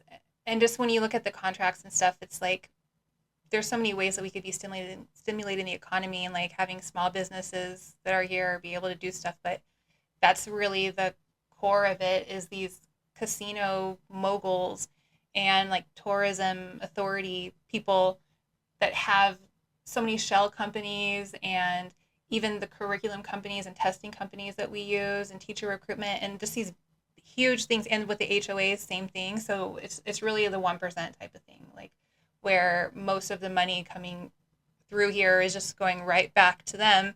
And that's nutso. We should be literally taking our tax dollars, funding education, but then redistributing it out to the local businesses and tutors and people that are in the community, and keeping that like, now give us your tax dollars back. And, like that's how it should be circulating. Do you think that kind of plays into why like our healthcare system here is so bad? And I don't know a whole lot about the healthcare system, or like I just haven't like dove into that kind of thing. But I have found so many like parallels as well with like the overarching healthcare stuff, and people understand the health. And it's so funny because the things that are really messed up about public education are not the things that they think it is, but they do think that they think it's true when it's like health. For instance, like the FDA is corrupt. I think everybody's going to go, I agree, and the things that they, whoever they is, have been telling us are good for you,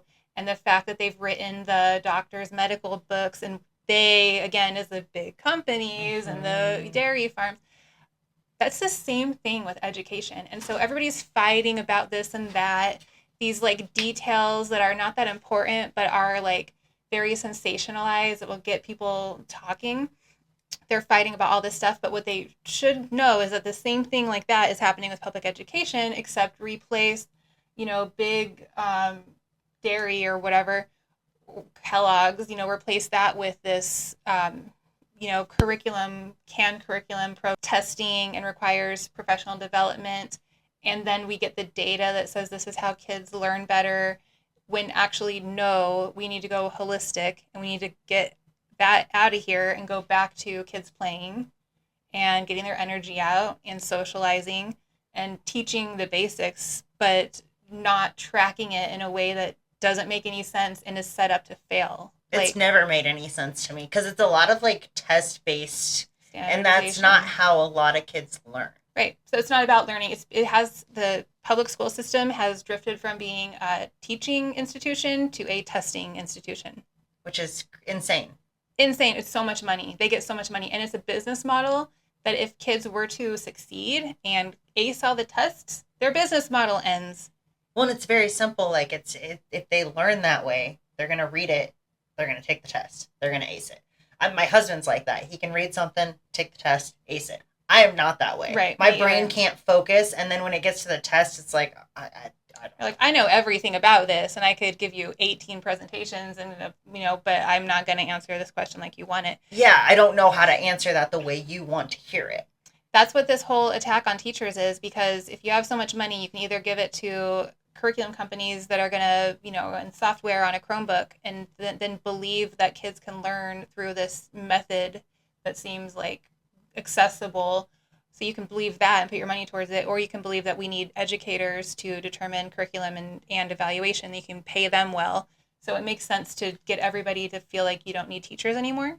If you actually just want to go to like this generic standardization, all kids glued to Chromebooks way of doing education.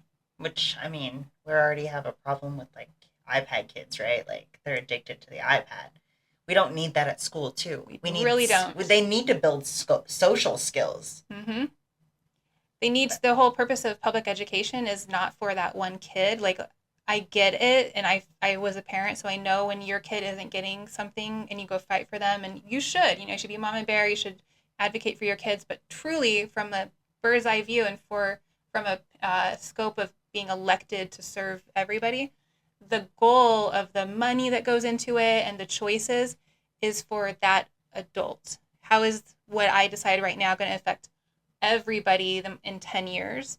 So it's like, I'll hear these things, my kid isn't getting this, yada, yada. It's like, we should address that. Don't get me wrong.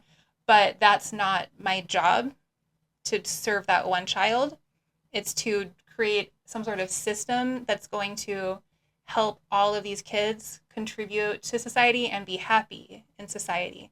So I think education fails if you have, everybody leaving school and they're depressed and disconnected.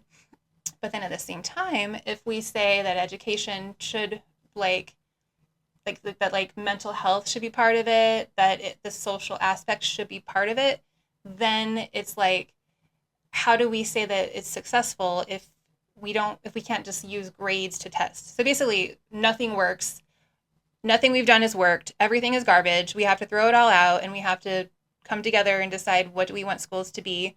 And if it's going to be this like hub, which I think it should be kind of like a hub of everything. We have your education, academics during the day. This is actually also a public building in which we offer social services and wraparound services and resources. Like, I think a family or anybody should at any point be able to walk into their public school and go, I need help. And they are able to like help them. But it's not the school and the teachers and the admin, because they just need to educate kids. But that building also needs to be like a resource.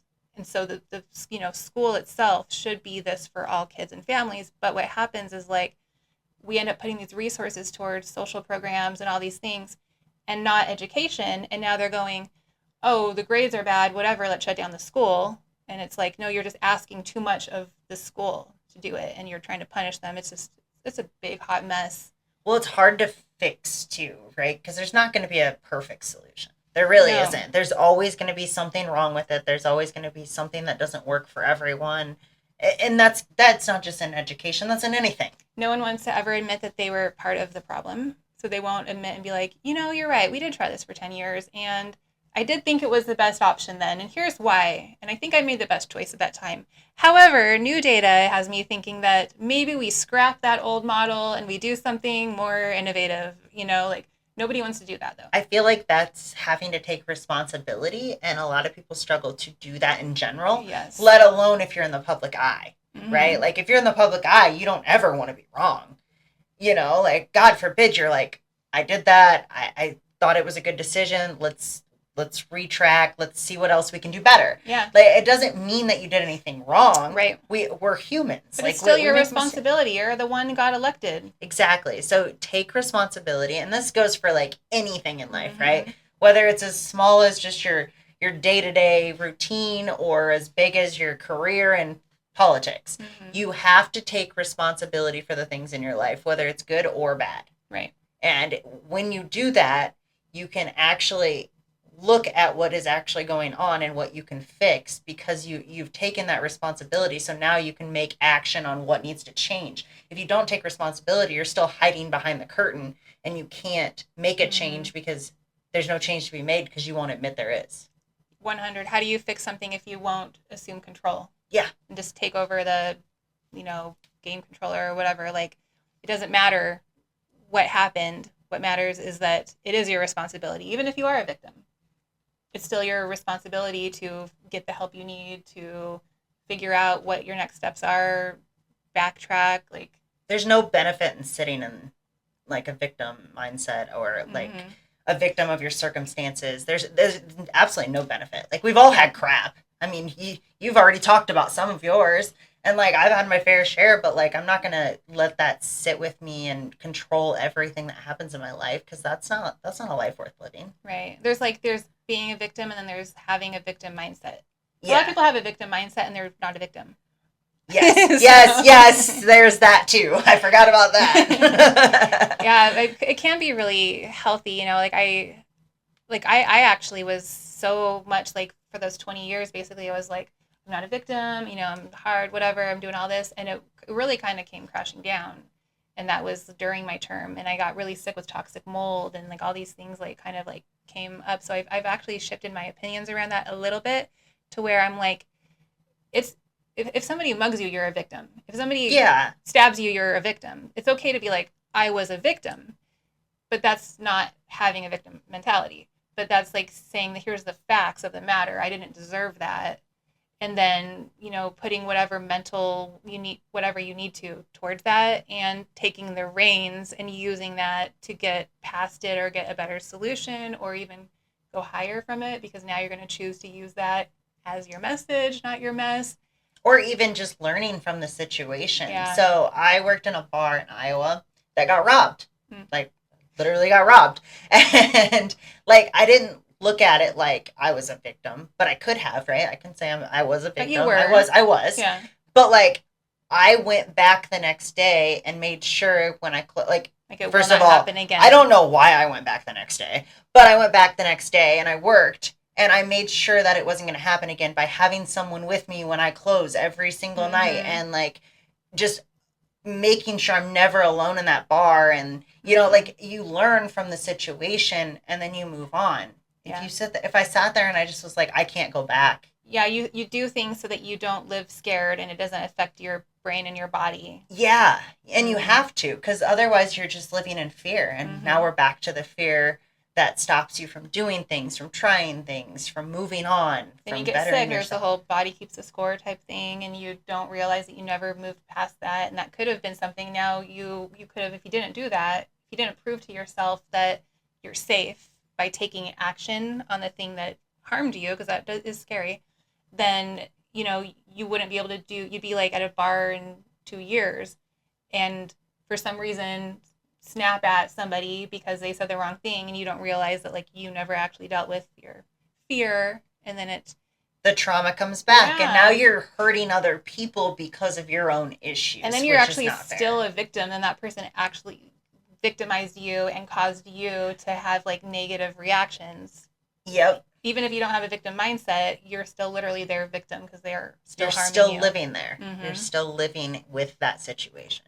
Yeah, it's deep. It's man. it's hard. It's really hard to work on yourself, and I mean, it takes a long time to figure things out. Like I mean, there was stuff that I didn't even know I needed to figure out until I started figuring things out, and then you realize, oh, I have an issue with this. Mhm. Also, just staying in the mess. Mine has been like, yeah, I have a lot of imperfections. Like I think a lot of it is just like the truth. When you work on yourself, you're faced with the truth, and people don't like that to be the truth, and it doesn't matter if you like it. The truth is the truth.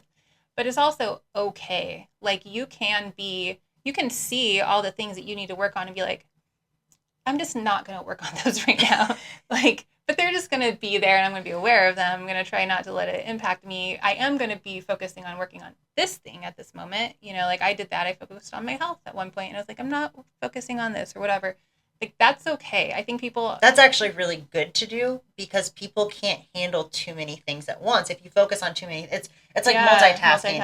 It's funny because you think you're getting more done, which I'm a horrible, like I literally try to multitask with everything because I just try to get everything done. Mm-hmm. And my focus. But none of them is getting done well. Yeah, and then nothing gets done well. Mm-hmm. So like when you're trying to fix a habit of some sort, focusing on 10 of them versus one, yeah, you're never going to get anywhere, and it's going to feel like you're just kind of like on that hamster wheel, just kind of spinning and spinning and spinning, Yeah. but like nothing's changing. If you focus on your health, fix your health. Now I can move to, my communication or whatever it might be.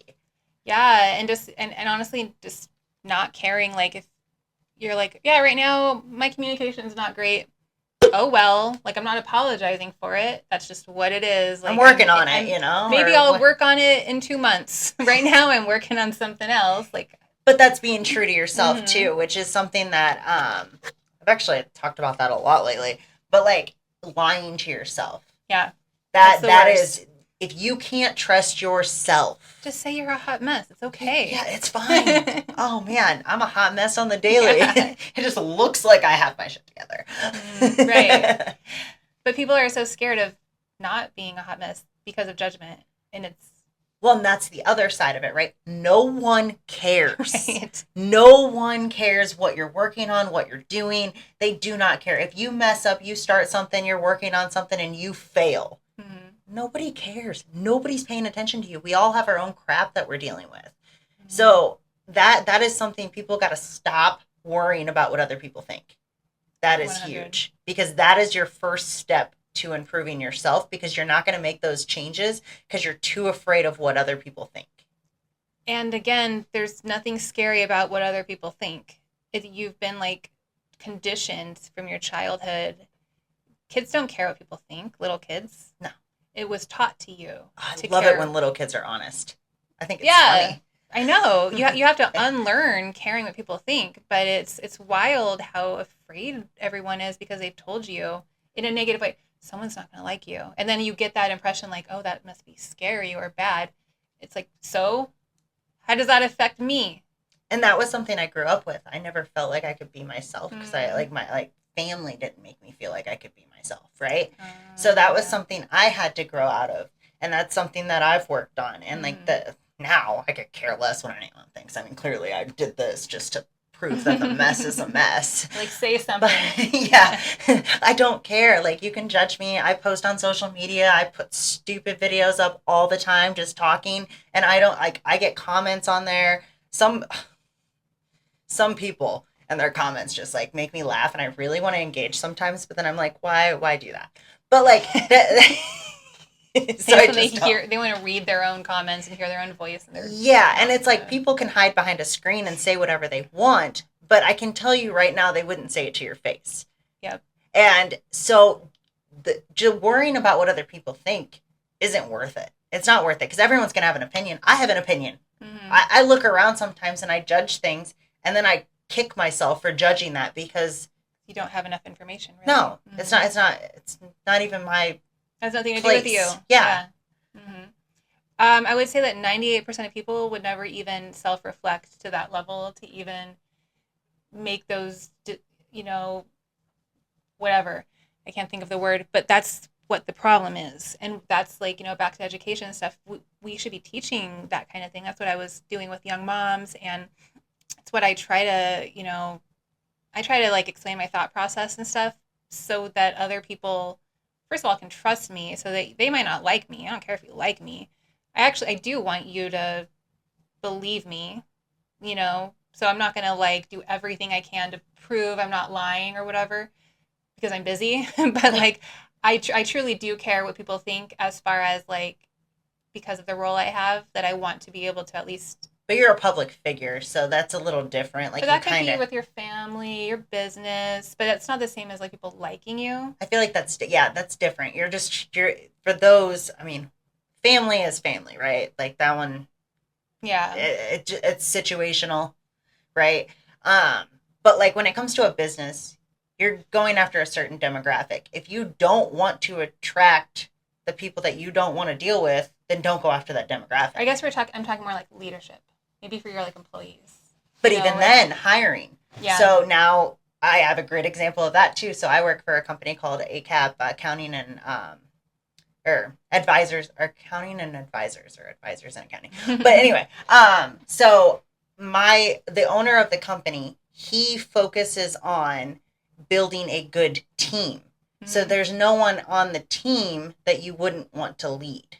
100, but you also don't want them to think that you're, like, if something ever looks, I think, like, perception is reality too.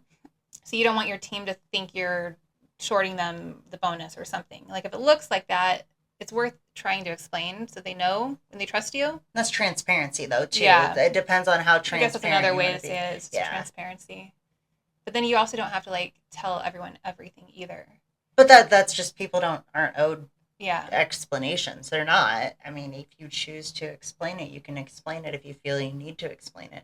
But you don't owe someone an explanation. If you invited me to lunch and I said no, I don't have to tell you why. Right. You could if you wanted to, but no is a full statement. But I don't have to. Mm-hmm. My husband's really good at that. I'm really good at that. Just no. I won't be doing that. Bye. I'll type it out. Oh, so like somebody like sends me something and I'll type out a reason and then I'm like, why am I explaining this? And I erase it. I appreciate it. Won't be doing it. Won't be happening. Yeah, or I just can't.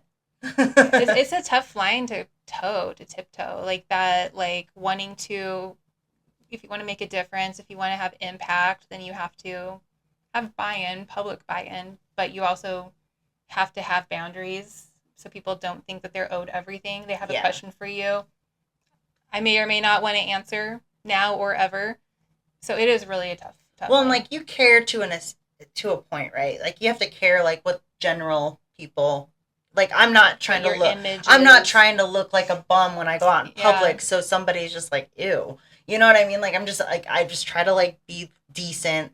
Mm-hmm. You know, I'm not trying to First impressions matter. Right, and like that's an image that I'm putting out there, right? Mm-hmm. So that's what I don't want first impressions to be like, ugh.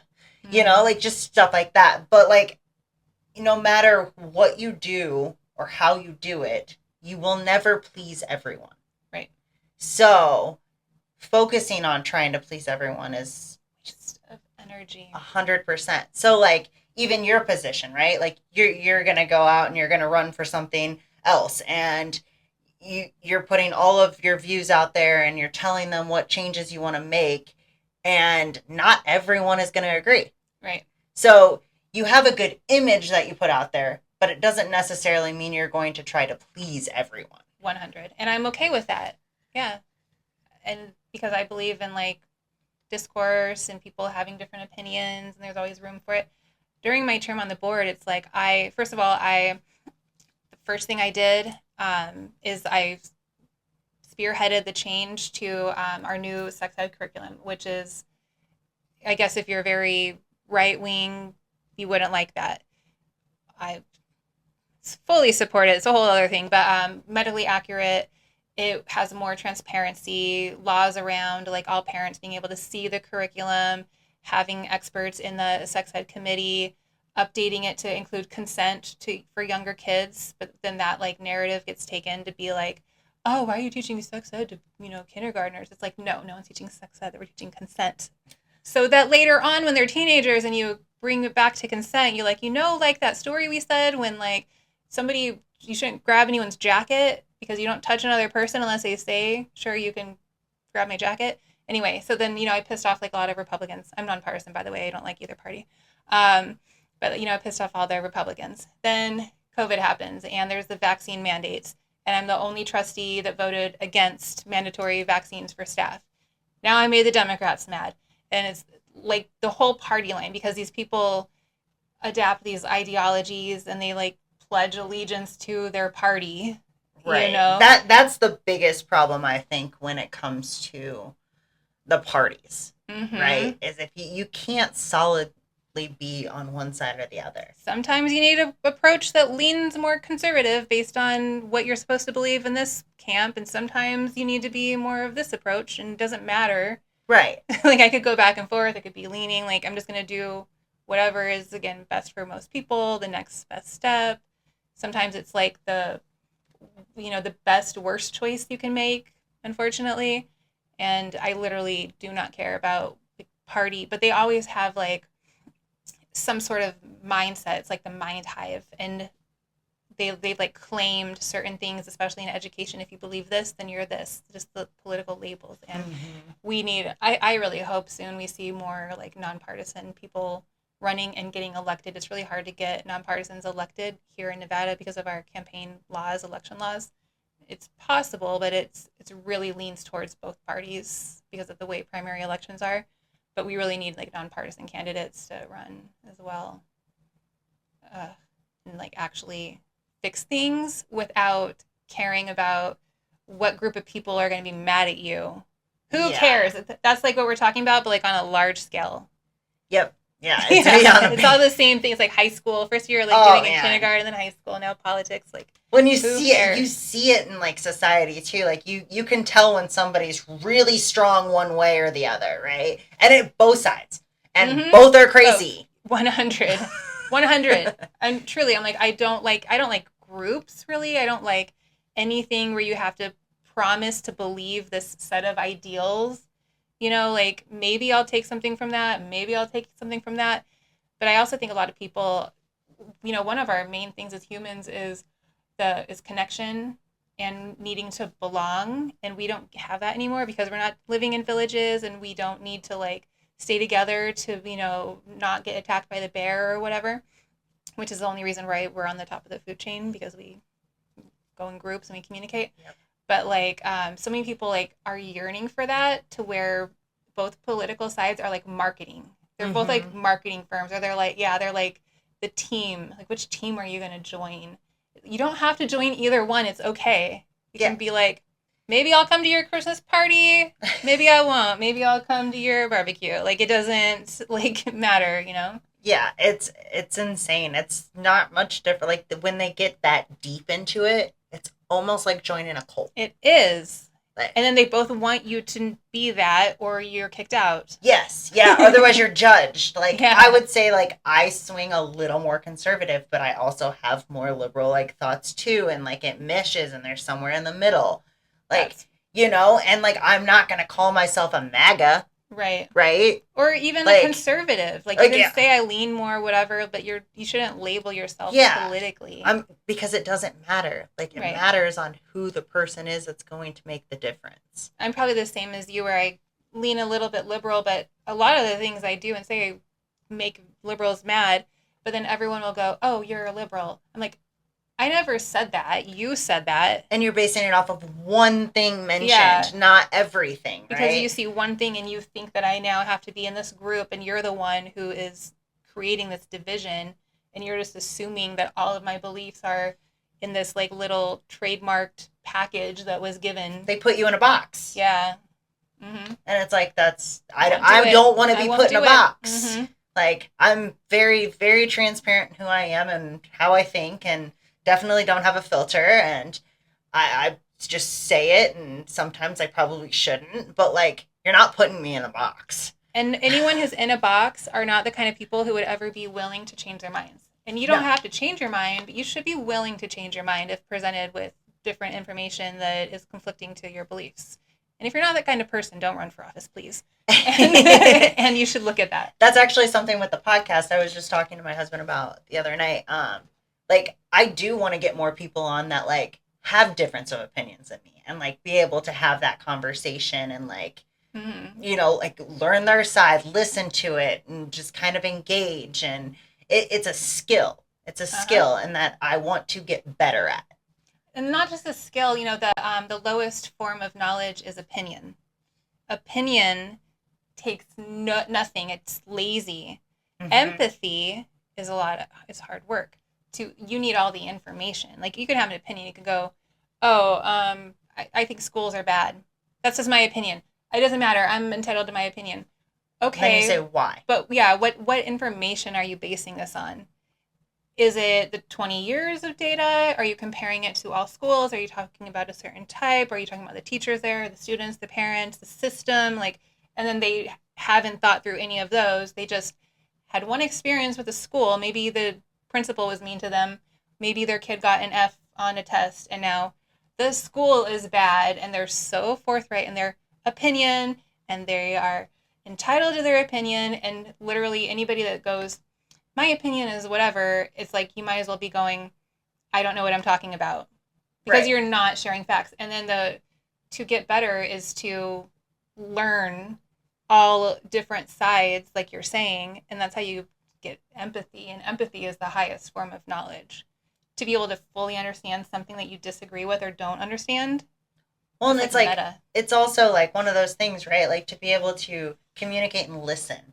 Whether I agree or not, I should be able to listen to your opinion. And I think a lot of people can't do that, whether it's politics or Mm-hmm. not, no matter what it is. Like, so a lot of people can't listen to someone To else's, understand, yes, not to just hearing understand. words. Because I get it. Like, some people do have like difference of opinions on different subjects and stuff. And a lot of it's based off of something they experience. So listen to that, Mm-hmm. understand it.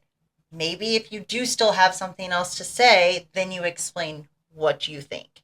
But like, you Mm-hmm. have to listen and understand before you can respond. 100. I actually was the only one, I think I was the only one on the board who actually enjoyed all of the public comment during meetings. Even though not really, because you have to sit there and everyone's yelling at you and telling you that you're stupid and that you hate kids and all these things. But I'm just always like, what? Why are they saying this? And what is their experience? And they're right based on what they're seeing. They don't know Right. all the things that I know and why we're making all these decisions. They don't even know the system. Right. And I mean, if you're like, I had someone call me anti oxygen because we wouldn't, they were all saying, you all need to say no masks in schools. And Trustee Ford is anti oxygen because she supports masks. Like, no, first of all, I like oxygen. Also, it's not up to me. That's not at my level to where I can decide whether or not anyone wears masks. I'm trying to decide how many bodies safely we can put in buildings and how many educators and staff we have that can accommodate it and where our funding is coming from because we have a budget shortfall. The mask is literally nothing to do with me. You're all just spending 4 hours yelling at me about it, but then I'm like fascinating. Like they're all so angry and they're over. Why are they here? Because now the news is only putting the school board hot on the center when they should be at the commissioners, like because they control the Southern Nevada Health Department, and that's who's determining whether you wear masks or not. Why are you yelling at me, threatening to slash my tires? The entertainment was at Yeah. the school bar. That's why.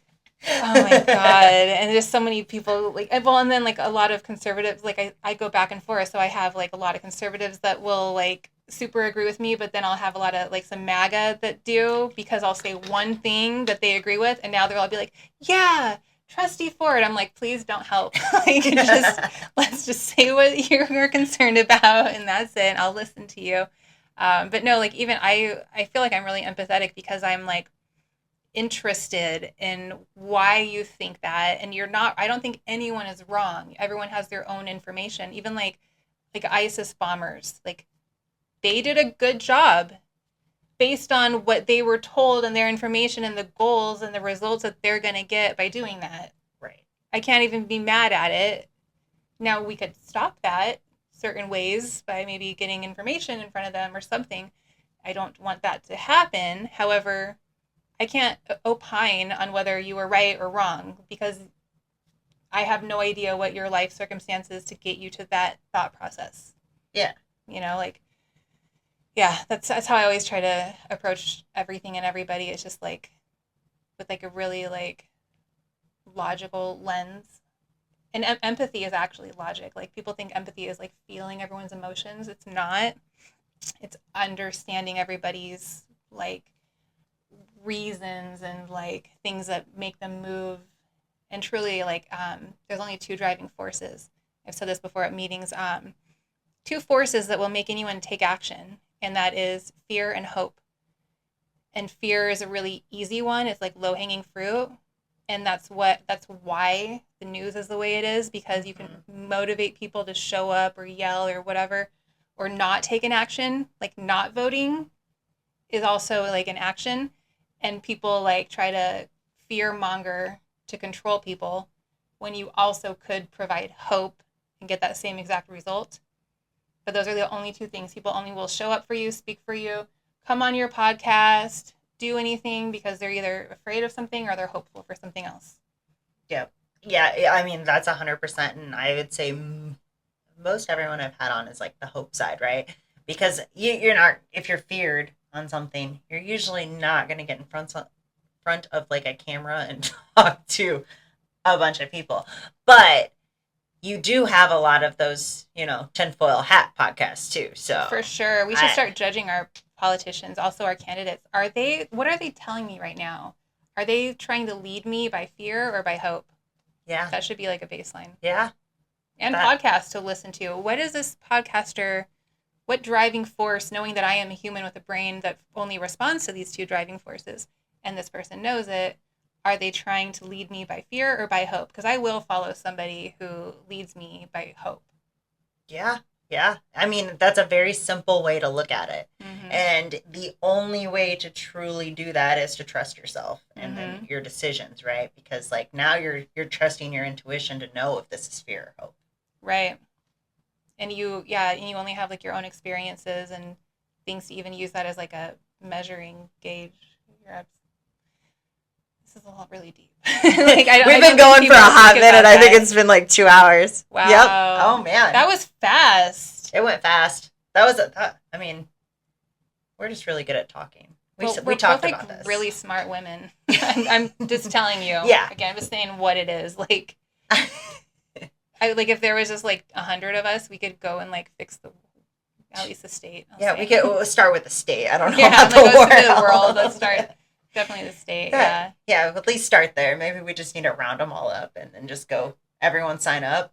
Maybe we can make like an application or something. Like, you have these exact qualities: messy, hopeful, thought leader, critical thinker. Live by the truth. Yeah, not like subscribe to a party, but like your own opinions. Like, let's talk. Yeah, I like that.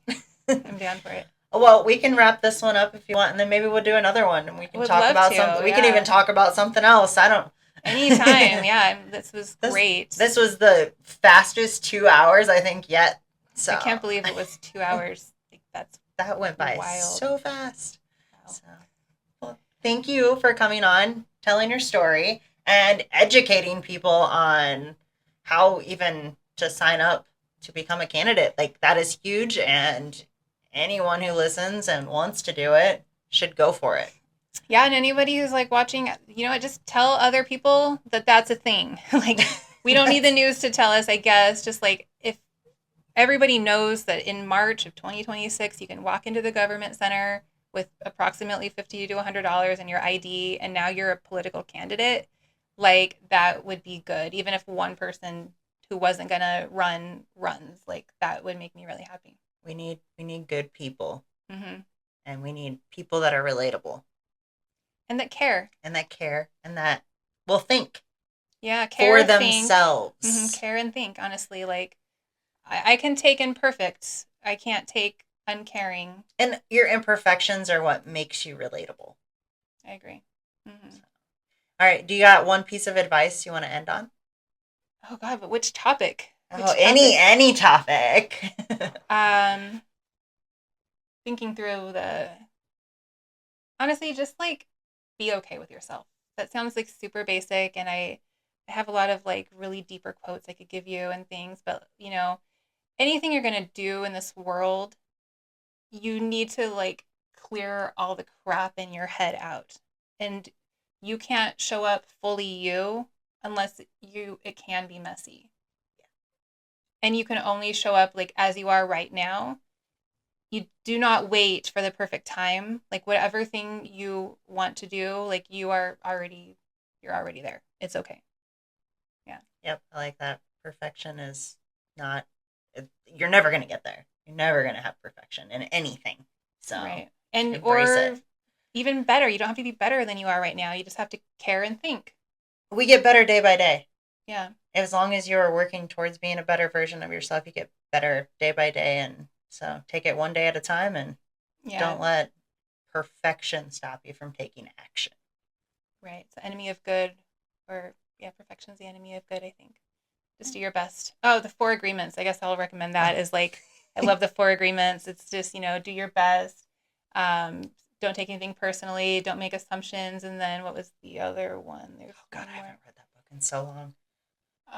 But do your best is honestly the best one, because it's like, whatever your best is right now is enough. It might be only 30%. If you only have 30%, then that's your best. It's okay. Every day is different, right? So yeah, it's a great book. Well, thank you so much. This is wonderful. And I wish you the best for this podcast. I'm happy to come back on anytime you want. And people should be listening to this because you have a lot of insight to share. And I hope that you keep on interviewing different types of people, but especially those who are in leadership that we really need to question them, and we need to make sure those who are leading us have the right intentions and that they care and think. Well, if you know anyone, let me know. I could send you lots of people. All right. Let's do it. Okay, let's do it. I'm down. Because I'm going to give you a list of questions for them. Yes, please do. All right, here we go. Do it. All right. Well, thanks, guys. Bye.